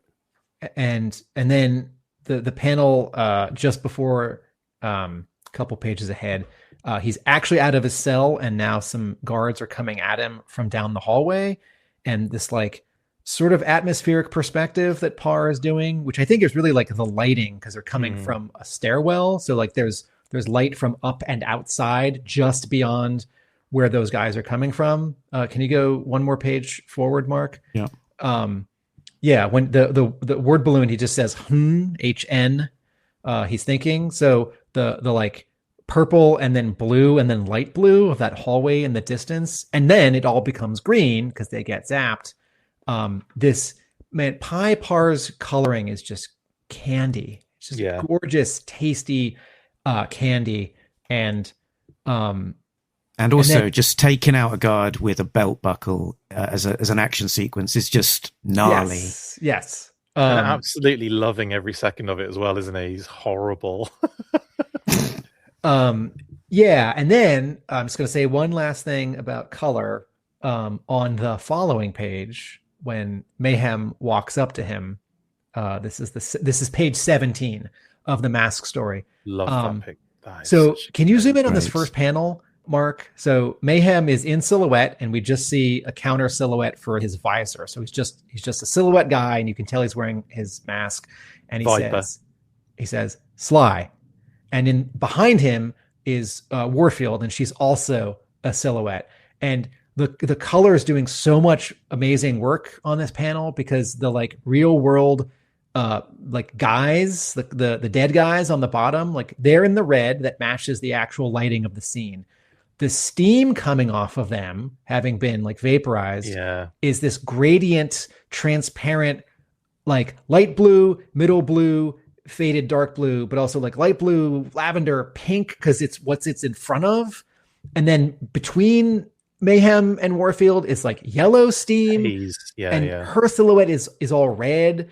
Like this panel, like it feels like that 80s, quote Miami look. And also, you know what Viper does, don't you? It secretes like acid basically. Okay. So he literally just zaps them, and then they just burn to death. Like, okay, so that was off panel. He vaporized them with his mask. Yeah. Okay. Is that the Fizzac? Is that acid? Venom? Oh, sorry, not Venom. Viper. Viper is the name of his helmet. But yeah, right. It basically just like kicks out like that horrible sort of So it doesn't. Does it feel like liquid to you from that panel? It feels more like a laser. It feels like all the masks are pretty much like that. They have like it's always going to be sort of like an electronic thing rather than a Yeah, it's not going to literally going to kick. Don't out take it too liquid. literally. It's not going to kick out liquid. It's just an acidic burn that they get basically. So, by the way, do you know what Miles Mayhem's code name is? I don't think they mentioned it here, but they might have done. It's Wolf. Okay. So just bear that one in mind. Also, that panel there, the three of them, the sort of like the classic movie trope of them all walking. Dun. Yeah, exactly. For some reason, I'm getting like crazy America's Elite style vibes off that. You remember America's Elite, Tim? I know you talked about America's Elite, right? In the comics.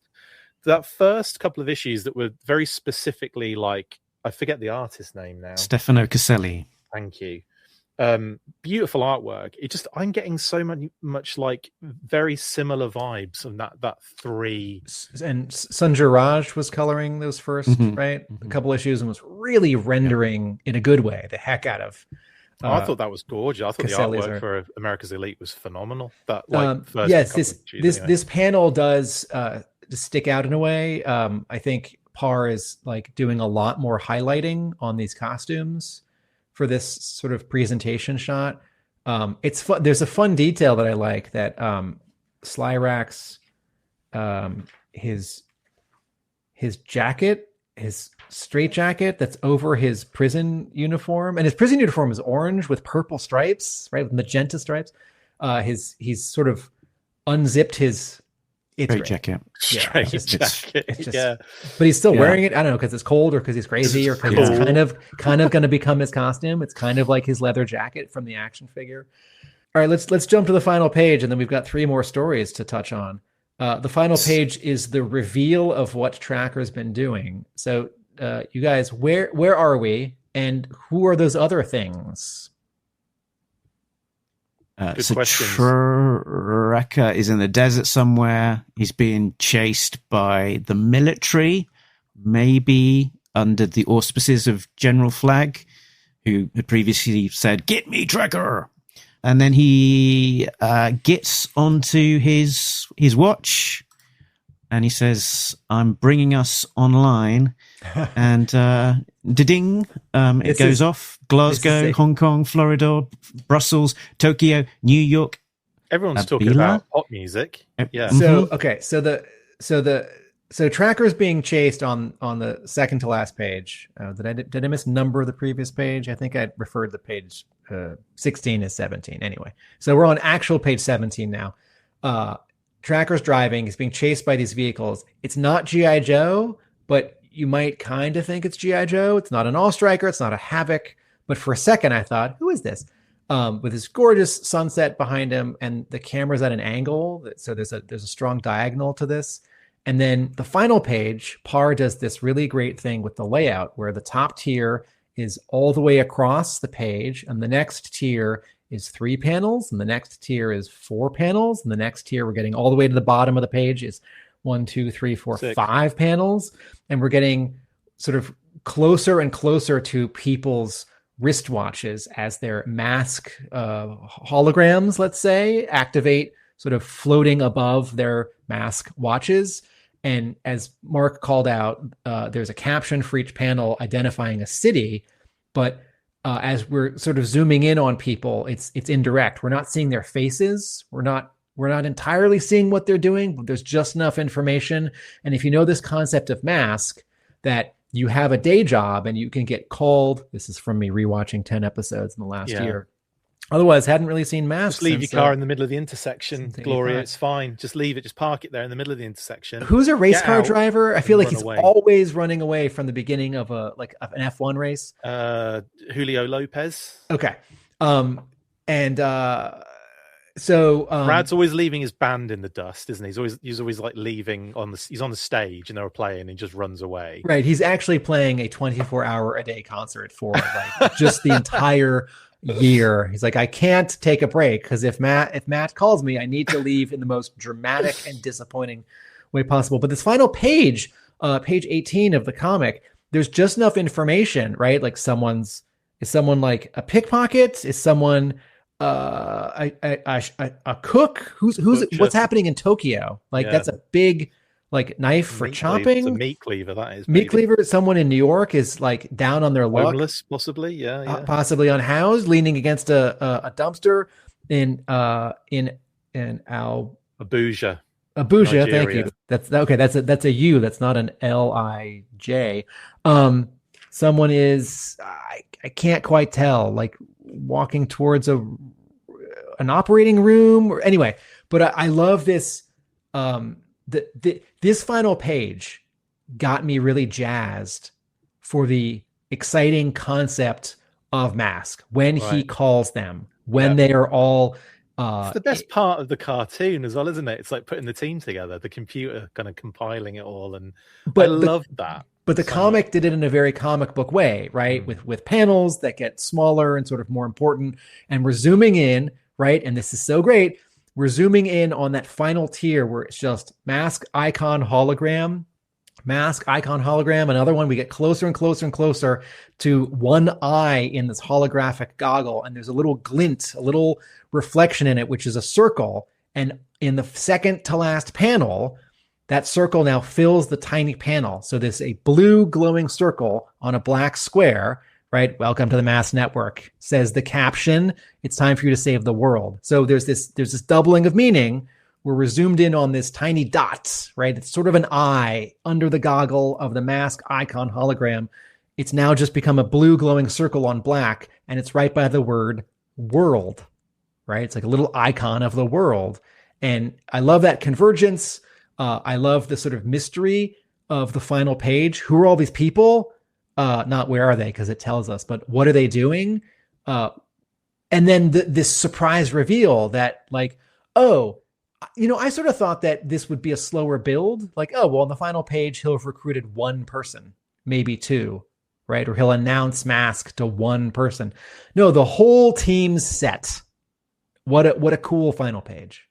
Do you remember, Tim, in pages of, I think it's G.I. Joe 19, when Matt Tracker is reintroduced, there's a sequence where he sort of is touring the world, and it's not quite explained why. Right. Perhaps he's doing a world tour recruiting people. Very good. Very good. Final thoughts on M.A.S.K. We should jump to the other stories. I'm just going to quickly say, I think, so we've got Alex Sector in Glasgow, so we know that he's in Scotland. In Hong Kong, I'm going to guess that's Bruce Sato. In Florida, I was thinking maybe Brad Turner, but because they don't have one where there's a guy on stage and, performing. So I'm thinking, well, maybe that, or it could be Dusty Hayes, Gator sort of situation. So maybe that's more likely. Then Brussels, I was thinking, maybe Jack LaFleur, but the watch is on a female wrist by the look of it. So again, that could be another female character. Tokyo, wasn't quite sure about who that could be. Same for New York. Abuja is in Africa, it's in Nigeria, so I don't know necessarily what character that could be. Moscow, I was thinking Boris Bushkin. He's the only sort of Russian character in M.A.S.K. And in Delhi, you have Ali Bombay, who is in M.A.S.K. as well. But in as far as like known characters go, they were the only ones I could put to locations necessarily. But this could just be a little bit more vague.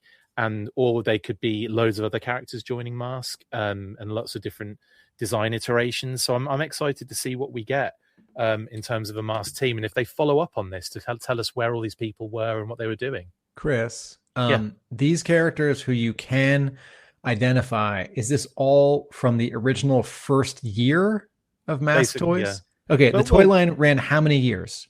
Not long. So it had 2 series regular, then it had a racing series. There were two series worth of that, so about 4 series over about 4 years. Did the final 2 years continue introducing new characters? More so having the same ones, same characters sort of like reimagined and put into different vehicles and what have you. But there's a couple of characters that pop out, like Ace Riker, like I said, Ali Bombay, they were a bit later on, Julio Lopez. So they definitely kind of kept churning out characters, but like I think once you get into the racing series, you're only looking at like Calhoun Burns and maybe another. I can't think of the Stinger driver's name now. Anyway, it'll be, as we look at the Energon universe with, say, G.I. Joe or Transformers, they start with the earliest, G.I. Joe Energon universe starts with the earliest characters from 82. Transformers mostly started with Transformers from 84 and 85. But, Kirkman brings in Bulkhead, right? Who's a much later Transformers character. And then on his way out, Daniel Warren Johnson introduces a new Transformers. Shredhead, is that his name? The guitar guy who's got the pink highlights. Yeah. And M.A.S.K. is a much smaller timeline as a brand with vehicles and characters and costumes. And I wonder at what point Dan Waters might choose to invent a new M.A.S.K. character or so thoroughly reinvent one as to be new. Mark, any final thoughts on M.A.S.K.? No, I really enjoyed this one, but definitely expect M.A.S.K. issue number 1 to pick up seconds after this sequence. If it doesn't, I will eat my hat. Okay. Next up, we got this 4-page Transformers story. A 4-page Transformers story. So written by new regular Transformers writer Robert Kirkman with artist Jason Howard, who is the new regular Transformers artist. When you say Kirkman is as new, you mean since issue 25. Since 5 months ago. Yeah. Well. And colorist Sarah Stern. So plot briefing. A mysterious woman with a red sword kills a snake before finding refuge in the chest of the Transformer Ironhide, who is inert in a jungle mountainside. I want to point out, folks, this 4-page Transformers story has 2 sound effects and no dialogue and no silent captions. Issue. Another silent issue. It's a silent issue. So the end of this story, as short as it is, does not tell us who this woman is. And I have to admit, having not reread Transformers, I have lost track of. I'm assuming it's the young female character in current Transformers, because this feels like a future sort of like leap. It might not be. I have thoughts. I don't think this. I think this is set in the distant past. So we've got the sort of rusted or sort of remains of this Transformer Ironhide, who eagle-eyed viewers may have noticed was not in the Transformer series to date, really, but was seen briefly in the background, lying down in the Ark, which may or may not be retconned as to whether that is part of the continuity or not, because it was a tiny Easter egg to some degree. The picture that Mark is showing is from issue 1 or 2, and it's when the Ark has crashed and all the Autobots and Decepticons are like broken into pieces and unconscious in the Ark, having just crashed on Earth. Okay. So, and so that's, Ironhide, famous Transformer, a bit of an A-lister or a B-lister, one of the original G1. And I think a few people have been, calling out for, where is this guy? He's one of my favorites. But we've not got a huge amount to go on in terms of this story. We've got kind of a jungle. It looks like, maybe like an Amazonian jungle. We've got a girl as described in this sort of, slightly ragged, but also slightly sort of kitted up look. She's got this jagged red sword, and then she encounters a snake that she grabs, chops the head off. And then I think she is cooking up the snake and eating it before climbing up this mountainside past waterfalls and then climbing into this sort of broken chest cavity of Ironhide. And so we've not got a huge amount of context clues as to, beyond it being a jungle, when or where this is set. And my speculation is that we're not in the future or even the present. I think that we might be in the past. But that, I don't necessarily have a huge amount to go on. And this is how sort of weirdly tuned my comics reading is. When I saw the cover a couple months ago, I thought, oh, the Savage Land, right? Which is not Skybound. It's not the Energon universe. That's a Marvel thing. The X-Men go there. It's a little bit of Antarctica, which is temperate but like tropical jungle. And also there are dinosaurs there. We've all been there, Tim. We've all been there, mate. Although, of course, wait, let me go back a half step. The Savage Land is a part of Transformers because in issue 5 or 5, 6, 7 of Marvel Transformers from 1984, that's how we get Dinobots. And that was sort of retconned out. And I admit I can't remember if it was specifically retconned out sort of immediately after the first, half year of the Marvel Transformers decided it could not be in the Marvel universe, right? Don't forget, Spider-Man is on the cover to issue 3. They meet Spider-Man. Yeah. Or if I'm jumping ahead to when Simon Furman wrote Transformers 84 is the subtitle Secrets and Lies, and the Zero special. And he added some stuff that had happened in the Bob Budiansky, Simon Furman continuity after the Transformers leave Cybertron and before they make it to present day Earth, to explain where the Dinobots come from. But did he write Maximum Dinobots at IDW? Anyway, I think this is not the Savage Land, but spiritually, it might be the Savage Land. I'd love if they call it the Savage Land as well. I think they just call it Ghost Rider. And I've seen some speculation to who this character could be. Could it be Carly, this main human character from Transformers who does have black hair? That's what as I would well. just Maybe assumed it was. Maybe it's in the future. And you know what? If this was dumb, this would be in the past, and it's Carly's great grandmother. It just looks just like her. I hope it's not that. And I've seen speculation. Could it be Dawn? Could it be Visionaries related? But I saw this very interesting one, which and Jason Howard sort of did a post which was quite funny. It was like, are there hints as to what this could be related to in the story? I'm not. Maybe there are. Maybe there aren't. Kind of thing. And in the comments of Jason Howard's Instagram post, people said, "We're getting pretenders, aren't we? The lizard is iguanas, the hawk eagle is bird brain, the woman could be Eos finally making her debut.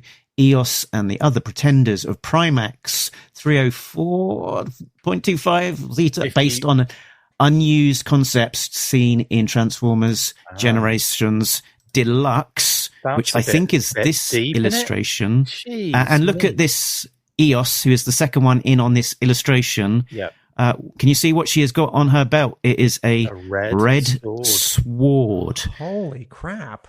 That is a deep cut right there, pun intended. Also, if you haven't heard the Pretenders commercial theme tunes, by the way, get them in you, because they are freaking hilarious. Some of the most excessive lyrical commercial music you've ever heard in your life. They just keep bashing words in there that don't really deserve or need to be in there. It's amazing. Anyway, Pretenders, okay. baby. Let's go broad for a second. This story is 4 pages, and when I read it, I don't want to say disappointed, but again, last year the Energon Universe special had only 3 stories, so they could be longer, and not a lot of writers can pull off a really satisfying 4-page thing. And this is a year's teaser, isn't it? This is something that you kind of get at the back end of of an issue. Sometimes there's a little bit of padding because of this 4-page story. When I was halfway through the Energon Universe comic, I thought, oh, this Skybound Energon Universe comic is now more like other Free Comic Book Day comics, where I'm getting something substantial and exciting, and then some small things that aren't, right? Like Mark held up the DC Next Level Free Comic Book Day comic, which has a 6-page preview excerpt from Lobo #1 that came out 2 months ago, and 4 pages from Batwoman #1 that came out 6 weeks ago, and then same for Deathstroke #1 that came out 6 weeks ago, and then also it has 2 preview pages of the upcoming Barbara Gordon miniseries, and then also 2 pages of something else preview. And if you are new to comics, or you're lapsed, if you didn't know that Lobo's got a monthly, Deathstroke's got a new monthly, Batwoman, that could be great. But as an actual object, I can't imagine that reading the first 4 pages of Batwoman #1 from 6 weeks ago is enough to get me to go back and ask about that series. Yeah, it feels like a bit of a cop out, doesn't it? And so I like this 4-page story. I like that it asks a big question: who's this woman? What happened to Ironhide? Yep. Where are we? And as Mark says, when are we? When? Yep. In and of itself, it's not an exciting thing. If I had not read Transformers ever, or in the last 2 years, I don't know that this would put me over the hill. And I think what the Energon Universe Free Comic Book Day comics have now done 3 years in a row is, at best, be the next chapter in this ongoing story, and also add some spice. Did you know there's a whole nother G.I. Joe team? What? But also sort of reward us sort of regulars. No, this is a special next thing, even if it's not very big. Here's a Hershey's Kiss. I know you wanted a sundae. No one gets sundaes on Free Comic Book Day. But it's not a raisin. And some of the Free Comic Book Day comics are raisins. Or, the other thing is it's part of something else as well. It's not just, this isn't a Transformers comic. So it's part of the Energon universe. So it's not like they're they're holding back in any way, shape, or form. I feel like just most of the focus went to the mask effectively in the book, which makes sense because that's what they're building up to. Transformers is already super popular and is selling all over the place as well. So from a marketing perspective, it's where do you put the main attention and the main focus for something like this? Mask is a risk for Skybound. I think it's going to work. I think it'll keep going, but there is very little Mask fandom, and that's everything. There's never been a movie, right? G.I. Joe's had a bunch of movies, Transformers, so they've, as Chris says, they're really pushing. Mark, your turn. Just say before we get too far on from Mask as well, they said that they're only, in the back of the book here, they say that we're only a month away from the launch of Mask, which is something that we've been planning since the inception of this universe. So it's fun to see that it is something that has been in the works and planned for a long time, and not necessarily just a reaction to, oh, hey, we're doing really well. What else can we throw in the mix? Yeah. Right. That they're being thoughtful about this. When you look at Skybound overall, since they took over and started doing all these comics, everything looks to be like, oh, wow, they're just, everything they touch turns to gold. But there's a reason for it. There's multiple reasons for it. One being they've already got a lot of equity before they've even started. Skybound is a pretty massive, juggernaut anyway, with lots of, big deal brand, properties and what have you, like Walking Dead and Invincible and so on and so forth. Things that have gone on and become bigger things as well animation, movies, whatever. It's a big deal.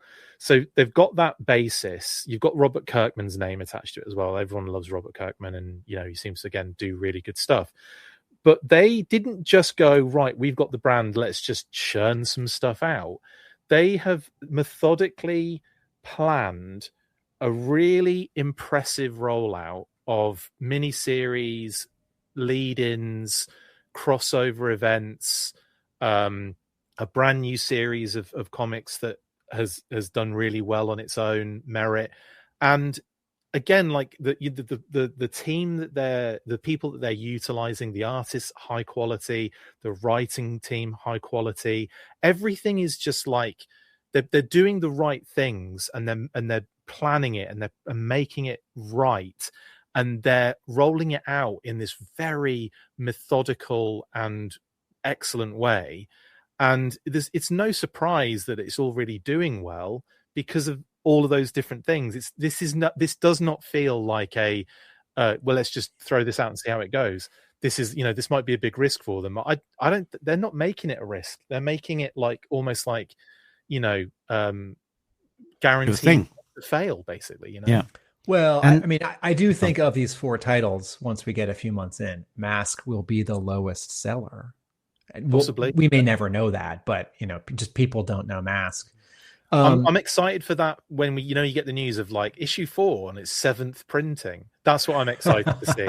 If M.A.S.K can do that and and keep that consistency that all the other comics have had, then great. I'm just happy to see M.A.S.K. If they can keep that on, if everything else is the tentpole to keep M.A.S.K going as well, like if M.A.S.K can be sort of the passion project that isn't necessarily going to be pulling in all of the the numbers, then if they can keep it going like that, then great. And also make it matter as part of this wider universe. Yeah, I had I noticed on the credit page here, it's got the special thanks to the Hasbro people. It says special thanks to Hasbro's Ed Lane, Michael Cohn, Kelly Rose Johnson, Linda Lee, Tyler Rayo, Elise Daventuno, and Ben McRae for their invaluable assistant. So Ben McRae is I think a new name that I've not noticed in there, but that Ben McRae we now realise is the real name of BMAC, who is the G.I. Joe classified. What's his title? Brand manager or marketing? He's marketing lead. Yeah, marketing lead.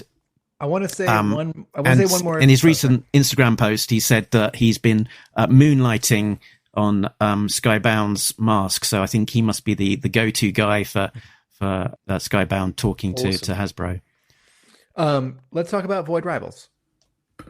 Let's do it. So, one sentence summary is Proximus and Ultum crashed on planet Junkion before encountering Acronus from Pythona's Cobra La team, and he will join them on their voyage to Earth. Mark, help me out. When does this take place?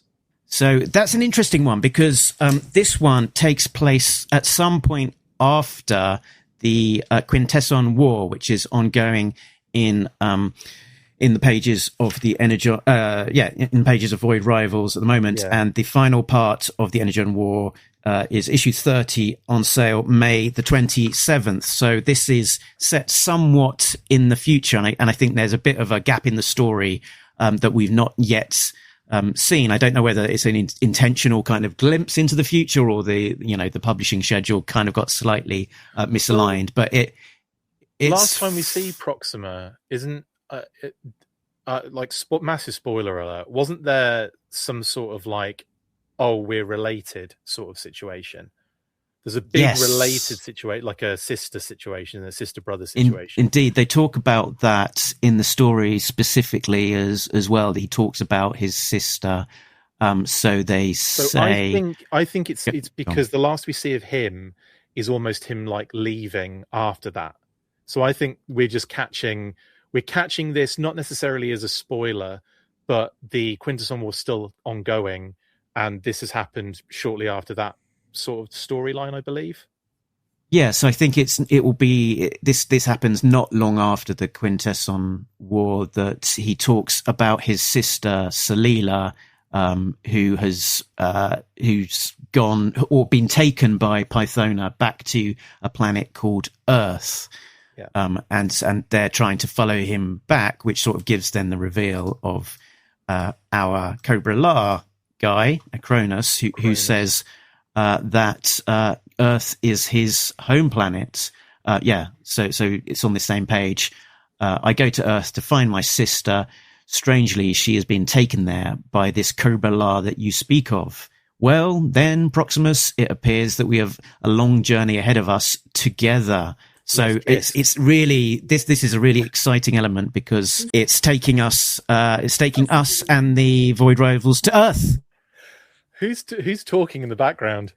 That is my handroid. Say the name so she keeps talking. That is my personal assistant, electronic personal assistant. I just want to say how good it is to see Conor Hughes back drawing Void Rivals. His work is a very strong match for Lorenzo Di Felici, who drew the first batch of issues. Hughes's work is so geometric. I'm so aware of like fronts and sides of like, shoulders, whether it's an organic shoulder or armor or like sort of Transformers, like shoulder armor cube. Patricio Delpeche's colors, there's just sort of like 8 colors in the whole story, and yet it reads as very lively and satisfying. Again, I don't think broad strokes. I don't think yesterday at Free Comic Book Day, 3 people looked at our spread at my store and said, "What do you recommend?" And I was sort of torn because I actually think the best comics yesterday that we had were the Sonic #1 reprints, the DC Sonic #1 reprints, the Nice House on the Lake #1 reprints, and sorry, I'm blanking. There was another like relatively Garfield, recent obviously. Full issue #1 reprint. And I don't want Free Comic Book Day to only be that. I do think those usually work better than the like Marvel thing that's like an 8-page, Spider-Man teaser for an upcoming event that like can't really be the opening chapter of that, but also or something like this, which is like right in the middle of the continuity of 5 different comic books. Yeah. So I said to one person, he's like, "Well, what's your favorite?" And I said, I did this twice. I said, "Well, I'm reading all the Energon Universe comics. This is like longer than normal, and this is a bunch of little stories that push it further." And in each case, this person and this other person went up to grab it, and they said, "Oh, well, I'll read this." And I said, "Well, if you haven't read any of the Energon Universe, and if you think you might, I don't know that this is the place to start." And here I am sort of ruining the whole concept of Free Comic Book Day and like shooting maybe a potential sale in the foot. Folks, I sell Void Rivals Volume 1 and like Duke and Transformers Volume 1 on my own, separate from Free Comic Book Day throughout the year. So don't worry. I can get people into these books. And I do think that this comic is so, I think like the M.A.S.K story can get people into M.A.S.K #1. Yes. I think these other 3 stories aren't really, maybe the G.I. Joe one, but you have to know G.I. Joe. They're not really to get you into Void Rivals and Transformers. They're for the 3 of us who've been reading all these books. Objection. Okay. So I think, and the 27th printing of issue this, that, and the other. So like they've got their audience like locked. Do you know what I mean? I think we're locked and expanding. I think you're saying. Yeah. Okay. I think this is an interesting story potentially for people who've not been collecting Void Rivals or maybe lapsed, because it's off there over in space. It's mostly a Transformers book. But it's not really impacting on G.I. Joe and the wider Transformers story. But here we've got this plot moment saying, look, Void Rivals is coming to Earth. They're going to be in the same location as the main location for Transformers and G.I. Joe. And Cobra La is also returning back to Earth. So it gives it a little bit more urgency. It's a bit of a hold on to your butts type situation. Okay. Objection sustained. You make a good point, and I agree with you. I think what you were just saying is this Void Rival story, this 6-page story, gets Energon Universe people and Void Rival Curious and Void Rivals lapsed people back into it. Excellent. I agree. No one who came to Free Comic Book Day at my store yesterday is that person. It's all people who don't know what Void Rivals is. Yeah. And I would rather sell them volume 1 when I do my explanation of volume 1. Yeah. Or issue 1, because we still have almost all the issues in our like recent box at cover price. How many free comic books can you give out in one go, Tim? All of them, for example? There are no limits. Every store does it differently. I'd just be like, what do I recommend? Here's a stack. Here's one of every single free comic book we do. So, go nuts. Okay, I do think this is a larger philosophical. I do think having too many Free Comic Book Day comics can backfire, because when people come in, a lot of them, the default is that they're going to just get 1, or maybe they're just going to get 2. And many years we do 3 or 4. Don't quote me. We change it every year. It depends on what the night is, how many we got, and the weather. But so when people are looking, and I'm like, it's free, because it's not Free Comics Book Day, it's Free Comic Book Day. So like reasonable people who aren't like, is everything free? When they're like, oh, and I say, and you can take 3 or you can take 4. A lot of people have a positive surprise reaction. Like, oh, so many. And I feel, and every store is different. Some stores have sales. Some stores have an artist doing a signing. We just have Free Comic Book Day comics. And that for us, that's a lot. And I think that like 3 or 4, or let's say 5 feels like a substantial amount. It's like, oh, this will take me a little while to read. If I give them 20, I feel like immediately 10 of them are like not important. You know, it's like, do you want free ice cream? Yes. Well, here's a scoop. Oh, thank you. Like, here's 2 more scoops. I don't want mine. Do you want mine? And I also find it funny as well. Like, you know, going into a comic book store, you're going to also like, it's not like you've never seen a comic before. Do you know what I mean? Like, you're not getting like a baby come in. You're not getting a fetus come into the shop. Like, these people must understand that you just get the things that you like. What do you like? Do you know, that would be another thing. It's like I suppose it's different for me because I know very specifically what I'm aiming for. Like I know going into that situation that it's going to be, I'm really interested in He-Man, Thundercats, Alien, Predator, G.I. Joe, Transformers. I know that those things buzz my berries. So if I get an opportunity to have a free something of it, I'm just going to go for that. And like, I know there's an element of, what do you recommend that might be something I've never thought of before? I get that too. I just find it odd that it's like, it just seems sometimes like it's one extreme or the other. It's someone who knows exactly what they want, or it's someone that has never seen a comic book in their life. Mark, what was that comment you just put up? Was that from Jim? Yeah, I was gonna say as well that I guess giving fewer or putting a bit of a constraint on it. I think there's that element of having scarcity sort of adds to the perception of it having value. If it's like you can have as many as you want, then I think that it could be interpreted that these don't have a value, or people are just taking stuff and never, not going to let me go a step. Okay. Jim Smith in the comments said my store did 10. So at Jim Smith's store, people could get 10. But he just got 10 Energon specials. And Matt Mason says, my store does guests, buy 2, get 1, and many more special things like the 501st, people in Star Wars uniforms. They allow 10 free comic book day comics per person. Okay, suddenly by this very tiny sampling, and Jim Smith says, and then I spent $25 on other books. From this very tiny sampling, suddenly it seems like my store might be a little stingy if we're offering 3 or 4 or 5 compared to these 2 stores that offer 10. But let me say 2 more things. One, I went to a comic book store 2 weeks ago, and by the door on my way out, they had 3 short boxes of free comic book day comics from last year. Yeah. Not labeled, not special, no ceremony. It was sort of like where you'd get like flyers for conventions and like the local free like arts newspaper, or like the like magazine about the city that's free.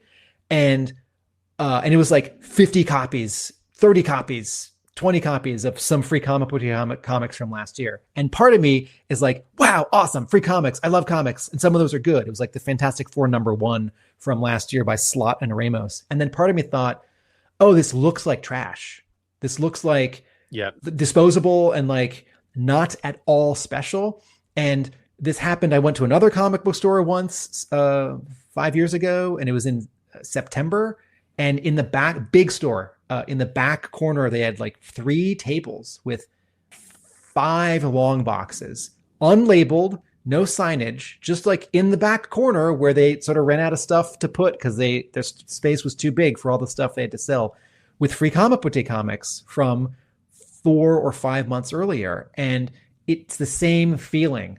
One other thing, I don't expect anyone who comes to my store to go to another store, but we do. I've said this a couple times. Within 3 miles, there are 4 other comic book stores near my store. And people do go, a few people do go to more than one in my area on Free Comic Book Day. And maybe some of the stores that have bigger events or you can give out a lot more, that's like the only store for, 20 miles. So like every ecosystem is different. And of course, there are places where there's no comic book store and libraries are participating. RecShip85 says, my store lets you get 1 of every free comic. Most other stores in the area only let you get up to 5, but you can get all of the Free Comic Book Day comics if you spend like $50 or something. So, every store does it differently. And no one has ever like reasonably seriously said to us like, well, that's not enough. How stingy. So I do think for our store, we're doing okay. Let's talk about G.I. Joe. Just while we're finishing up on Void Rivals, I was going to just note about the special guest stars that we've got in this particular story for people less familiar with Void Rivals. So we've got Ultim. So Ultim, this sort of little kid guy, is a member of the Zertonian Resistance and is responsible for freeing Darak from captivity, first seen in Void Rivals issue 5, and then cropping up intermittently since. And Acronis he was particularly important in issues 19 and I think issue 20 as well of Void Rivals, where he was kind of ended up abandoned, let's say, on the Junkion planet. So when we last saw him, he was, set up as being there on Junkion. So that is picking up his particular story from that previous thread. So nice to see that being continued. So then the next story is probably one we'll just skip over. It's a little story called G.I. Hilariously, I'm going to have to go soon, so I'm probably going to miss the entire G.I. Joe comic. I'm so sorry, guys. Wait. The G.I. Joe story summary is in a line brought to us writer Joshua Williamson, artist Tom Reilly, colorist Lee Loughridge. It's the Zartan origin story. It is revealed he uses Energon to make himself a master of disguise, but now has an Energon addiction. He has taken Hawk's role to access his resources and ensure his survival. Chris, what are your thoughts? First, I'm going to say I'm so happy that Hawk is actually alive. I think that's really cool, and I think we had an inkling of this. I think we talked about this as well, Mark, in messages and stuff in the past about not really sure if Zartan has killed Hawk and taken his place, or if he just got him somewhere locked up. And I think the consensus was I'm sure he's probably still alive and just kind of like in captivity. Lo and behold, that's exactly what's going on here. I really love what Skybound are doing with this particular Zartan character, how they've incorporated Energon into that, how we can now see Zartan's sort of like, and we saw this before this particular story, but we saw Zartan's actual connection to the Dreadnoks, and the fact that Zarana and Xandar have sort of been kind of taking the lead while he's been off on his jolly sort of situation. And I love the fact, I kind of love this sort of like backstory for him. I think this particular, again, this is that doing a lot in a very small space, explaining like how it all came to be and how he's got this sort of like, this kind of, they've had this experimentation done on him, which again is something that we've seen with Zartan in all of his different media sort of facets in the past. But again, tying it in with Energon makes sense. And it's not something necessarily that I was thinking about, like that he was Energon powered. But that is sort of the case here. So, really cool idea, and I think it makes sense for this particular universe. And they've got the great Easter eggs as well, that after he's got his new power and he's exposed to the sun, he turns blue. Dark, isn't it? It's a great kind of effect in terms of the story, but a really lovely Easter egg to kind of that element of the new and old toys of. It feels like a Skybound update of what Sunbow did. You know, it's like Sunbow, he's like, the light, and he turns blue. But in this one, it's like, the light, and now I'm burning and I'm gone blue and blood is coming out of my nose. It's like, that is what Skybound do. They just make it they just, they turn the dial up about to 11 basically on it, which is amazing. We have another return to body horror on page 2 of the G.I. Joe Zartan story, because in the first panel there's a person. I wasn't sure at first if the person standing in the Stargate 3D printer, it's not a Stargate, in the hexagonal sort of frame with like robot arms, it looks sort of like a 3D printer thing. I wasn't sure if that was like Cobra Commander or someone important and the scientist was Destro, but then in the panel after it you see this like mechanical arm sort of 3D printer gun that's tattooing his face. No, the second panel. It's moving up his arm and it's like printing skin on his musculature. It's like the Terminator. What was it called? The the playset where you could biolab playset. Biolab playset. And so Zartan is, it's like this is several steps beyond like he puts on a mask or he puts on a particularly lifelike mask that's like the Tom Cruise Mission Impossible mask in the first movie. This is like he's continually sort of remaking his outer body, his skin, his wrapping. And then the like black markings on his face in that third panel on page 2. I don't know what it means, but it feels like, less a tattoo and less makeup and more piece somehow, of this technology. Yeah, somehow integrated into this new sort of addiction and like power source and ability. I like how on this particular page you've kind of got the loop of a wire over that sort of tattoo gun thing. Where is it? Which just above my finger, that thing, and it's sort of from a distance it looks like a cobra, like a snake. Yes. And then you kind of look closely, and it's a kind of this sort of mechanical arm, tattoo gun, mechanical arm welding thing, whatever it is. I'll tell you what, though, whoever built that, I'm really impressed with their cable management. That is that is quality. I wanted to say insinuation is that this scientist who sort of created this technology for Zartan is that same Dr. Vandermeer. That he was originally there, and then he was sort of kept in the basement in the Florida Everglades base thing, where he was discovered by Cobra Commander. Who's the one we're getting in the Transformers comic soon? Is that got anything to do with it, do you think? Dr. Arkeville? Arkeville, that's it. Which, folks, is how you spell arch evil. I wanted to say 2 other things about the G.I. Joe story. One, this is now the second time, and the second time in 3 weeks that Lee Loughridge has come back to G.I. Joe and been colored. That Tom Reilly has come back to G.I. Joe and been colored by Lee Loughridge, right? So issue 21, which is in the middle of this sort of arc where we feel like Tom Reilly is taking it off and hopefully coming back after. And Mark and I have said how much we enjoy what's her name? Jordi Belaire's colors on Tom Reilly, and it's a little bit of an adjustment to see Lee Loughridge, who colors the non-Tom Reilly issues, drawing issue 21 and now the story. I really liked the color in this story. I would still be happy with Jordi Belaire's crazy like candy colors, but I really enjoyed all the color changes on page 3.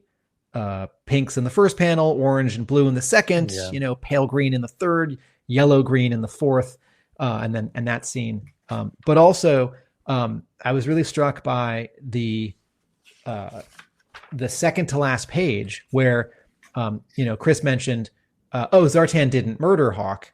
He kidnapped him, but we see the literal moment it happened, which is like sort of the most understated, despite being like really pulpy. Like, here's a guy looking at a top secret. Yeah. Looking at a top secret base. And he like gets the hook, like on a vaudeville stage. Like Zartan's arm literally comes onto panel and grabs him. It does need a yoink sound effect on there, doesn't it? Definitely. And it's in faded black and white as flashback. And he's looking specifically at the pit being built or being built more. So we can track this to after the Duke miniseries and before issue 1 or 3 of G.I. Joe, I think. Or possibly before the Energon Universe Special 2024, which is so we've got, I guess, the real Hawk, top left-hand corner, talking to Duke and sort of, getting him to create the G.I. Joe team. Right, I want you to build a highly... You're on the final page now. Mm-hmm. Yeah. I want you to build a highly trained special mission force. And we think this is the real Hawk. And then he talks about some of my own adjustments, where he's talking to Flint and Lady J in those kind of sneak suits that they were wearing in the Free Comic Book Day story when Baroness was recruited. So I think the logical step is that in between those two events is when that yoinking happened. My third and final comment. He got yoinked off. Is that I guess Hawk can't grow a beard. And I'm okay with this. Feels like Miles Mayhem's costume, as Chris was pointing out. It's identifiable but not realistic. Oh, he's been shaving him as well. I mean, Zartan's nuts. He has been shaving him. Maybe I don't want shaving Zartan's nuts as well. I don't want to see Hawk with like a 3-month beard and long hair, because then it won't look like Hawk. And I really like the mirror imaging on the bottom panel of the second to last page where Zartan as Hawk is talking to Hawk tied up. And there's even a small difference. They've both got tank tops, but their pants are different colors. Just a small difference. Zartan's not covered in blood as well. You wonder whether the Zartan needs to keep Hawk alive for a specific reason. That does his powers of mimicry require the original person to be kept alive, that he can access them in some way or something. I'm done talking about G.I. Joe. I just have 2 last things to say sort of overall. Should we move to wrap up? I did, as an observation of this story, I did sort of wonder whether any of the sort of characters in the background, whether they had any particular meaning, like that guy with the smoking gun. There's a character that looks a little bit like Mercer on the top of one of these pages in purple. I don't think it necessarily is meant to be him, but it does look quite a lot like him. I think they're just generic people, aren't they? Yeah, I think so. And then the other thing is that I wondered whether there was an intentional callback to Zartan from the pages of Real American Hero issue 84, which was the last Zartan origin story, where he appears in this sort of leather biker vest thing, which is not too dissimilar to the outfit that he is wearing when he steps into the sun and starts burning. Oh, that's fun. I was a little too hard on this story. I do think if you know of G.I. Joe but haven't read G.I. Joe, this story is sort of a satisfying enough introduction and tease that it might bring you to buy the new issue or go back to buying volume 1 or the Duke graphic novel. After the editorial letter, after the final page of this comic, there are just 4 pages of full page covers for what's coming, not literally next, because May 6th is the Energon, is the pay version of this comic, but the 13th is Transformers, the next issue, the 20th is G.I. Joe next issue, the 27th is Void Rivals next issue, and then June 3rd is Mask #1. And I really like this. It just feels, again, I made this comment last year, Skybound's Free Comic Book Day offering is so confident It doesn't feel in any way like a compromise or dashed off. It doesn't feel cynical. Marvel and DC each did like 3 or 4, and that's cool. I don't think they're all amazing. But I think this is a great comic book. It is 30 pages of story, and it's like, all we need to do is show you the cover and give you the dates. It's like, we've given you the keys, now you drive. Mask joke. And it's not like, sometimes like in the Marvel one, there's like a letter from the editor with like a bunch of small covers. It's like, you can also read this and go read this. And we've got this crossover coming up and this big event. And it sort of ends up being too much. My final comments, just one more defense of how I run Free Comic Book Day at my store. I don't think anyone thinks that my store is stingy with our Free Comic Book Day offerings, but just one last little comparison to stores that may give away a lot more Free Comic Book Day comics. They probably order a lot more. Well, yes, my store is a graphic novel store. We don't have a huge new comics rack. We don't have a giant back issue section. Both are small and curated. We are really a graphic novel store, and I love Free Comic Book Day comic. And the way that we do it is big for us, and maybe by comparison to other stores, small. Well, mate, I don't give any free comic books away at Free Comic Book Day, so you're already ahead of us on that one. So, more power to you. You should do an exclusive cover. You should do a full force exclusive cover. Yeah, all the money we're pulling in on the full force, definitely. If only you had a shop of your own. Oh well, yeah, I could, yeah. That wouldn't make any sense. Anyway, no, yeah, cool. Anyway, brilliant. I've got to go now, guys. Really sorry. Thank you so much, though, for having me. It's been fun, and I always enjoy breaking these issues down. Bye. Thanks for joining us, Chris. Bye, guys. Yeah. Bye. What is this thing you've put up on screen? I put up a little poll on the screen to ask. Would this Free Comic Book Day issue encourage you to buy a title that you wouldn't otherwise buy? 1 for yes, 2 for no. So if it would encourage you to buy something, hit a yes 1 or a 2. So far we've got 2 votes across the batch. 1 saying yes and 1 saying no. Is this going to backfire and just demonstrate how we have a modest number of people watching the live stream and taking part? Yeah, and we've got another one. There we go. Well, it does expose us to that, but so, and also not everyone is in a position where they're sort of easy to type, and what else? Yeah, I think.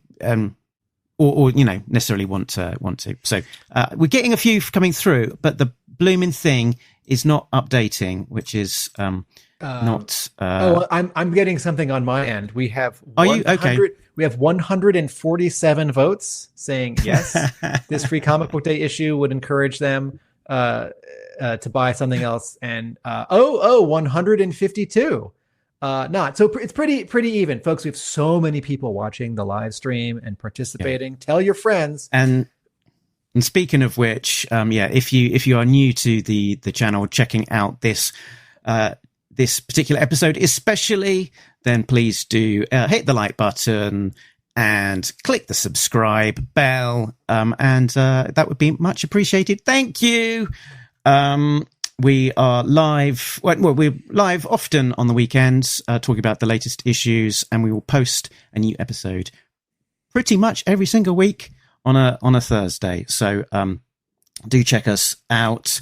The website that we can be found at is talkingjoe.co.uk.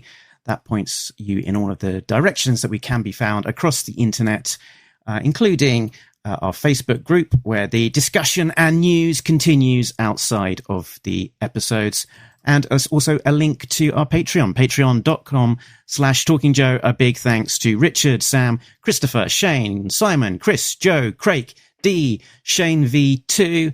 This one is, I don't know, stuck in the side of a mountain, unconscious. Infinite Entertainment, Gary V, Coldroth B, Squishy, Matt, and Edgy B. They are getting early access to content as well as some exclusives and other special things. And Tim, where can you be found when you are not talking to me about the latest G.I. Joe comics? Atomic Abe, that's YouTube. Hub Comics, that's a store. RealAmericanBook.com, that's a blog. FOC, your comic book store's final order cutoff. This isn't your last chance to order it, but it's their last chance to be guaranteed copies. Your store's FOC for The Center Holds issue 4, the finale of my Larry Hama MD Bright miniseries published by Boom, is, if you're watching this live, tomorrow, May 4th, 2026. Covers by Joe Quinones, Daryl Banks, and Mark Bright himself from some sketchbook material. I clicked stop on the poll, and that has generated our results. Okay. So maybe that's the way that they're working these days. So yeah, we did get quite a few votes in the end. 86%, that's 860 of the 1,000 votes. Quick maths. Voted for yes. With 14% for no. So as a straw poll, if that is to be believed, and those people all being genuine, they are being encouraged to buy a title that they wouldn't otherwise have bought. So on the first, surface of it, as a straw poll, a success, Tim. Yes. And it's just a really good comic book from Skybound. It succeeds in many, many ways and is, I don't know if it's the best, but it's certainly one of the better. We didn't order all of them, so that's not a scientific comparison. And I didn't read them all. But it is a very good free comic book day comic. Another success for Skybound.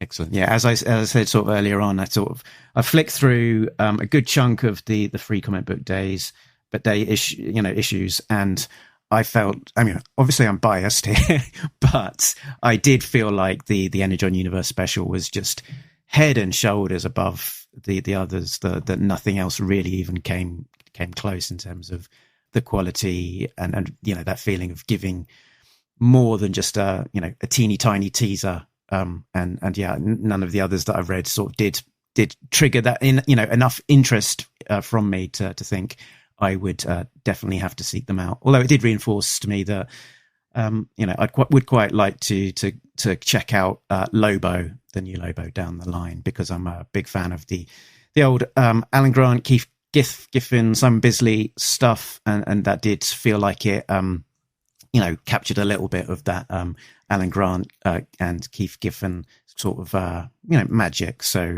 I might wait for the trade on that one and then follow up down the line.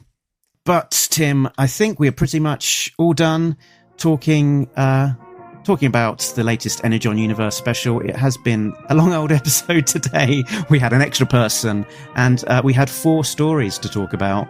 Slightly longer comic to talk about. Yeah.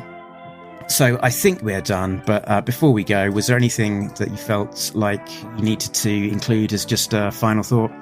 Nobody Bits Talking Joe, an international podcast. Laters.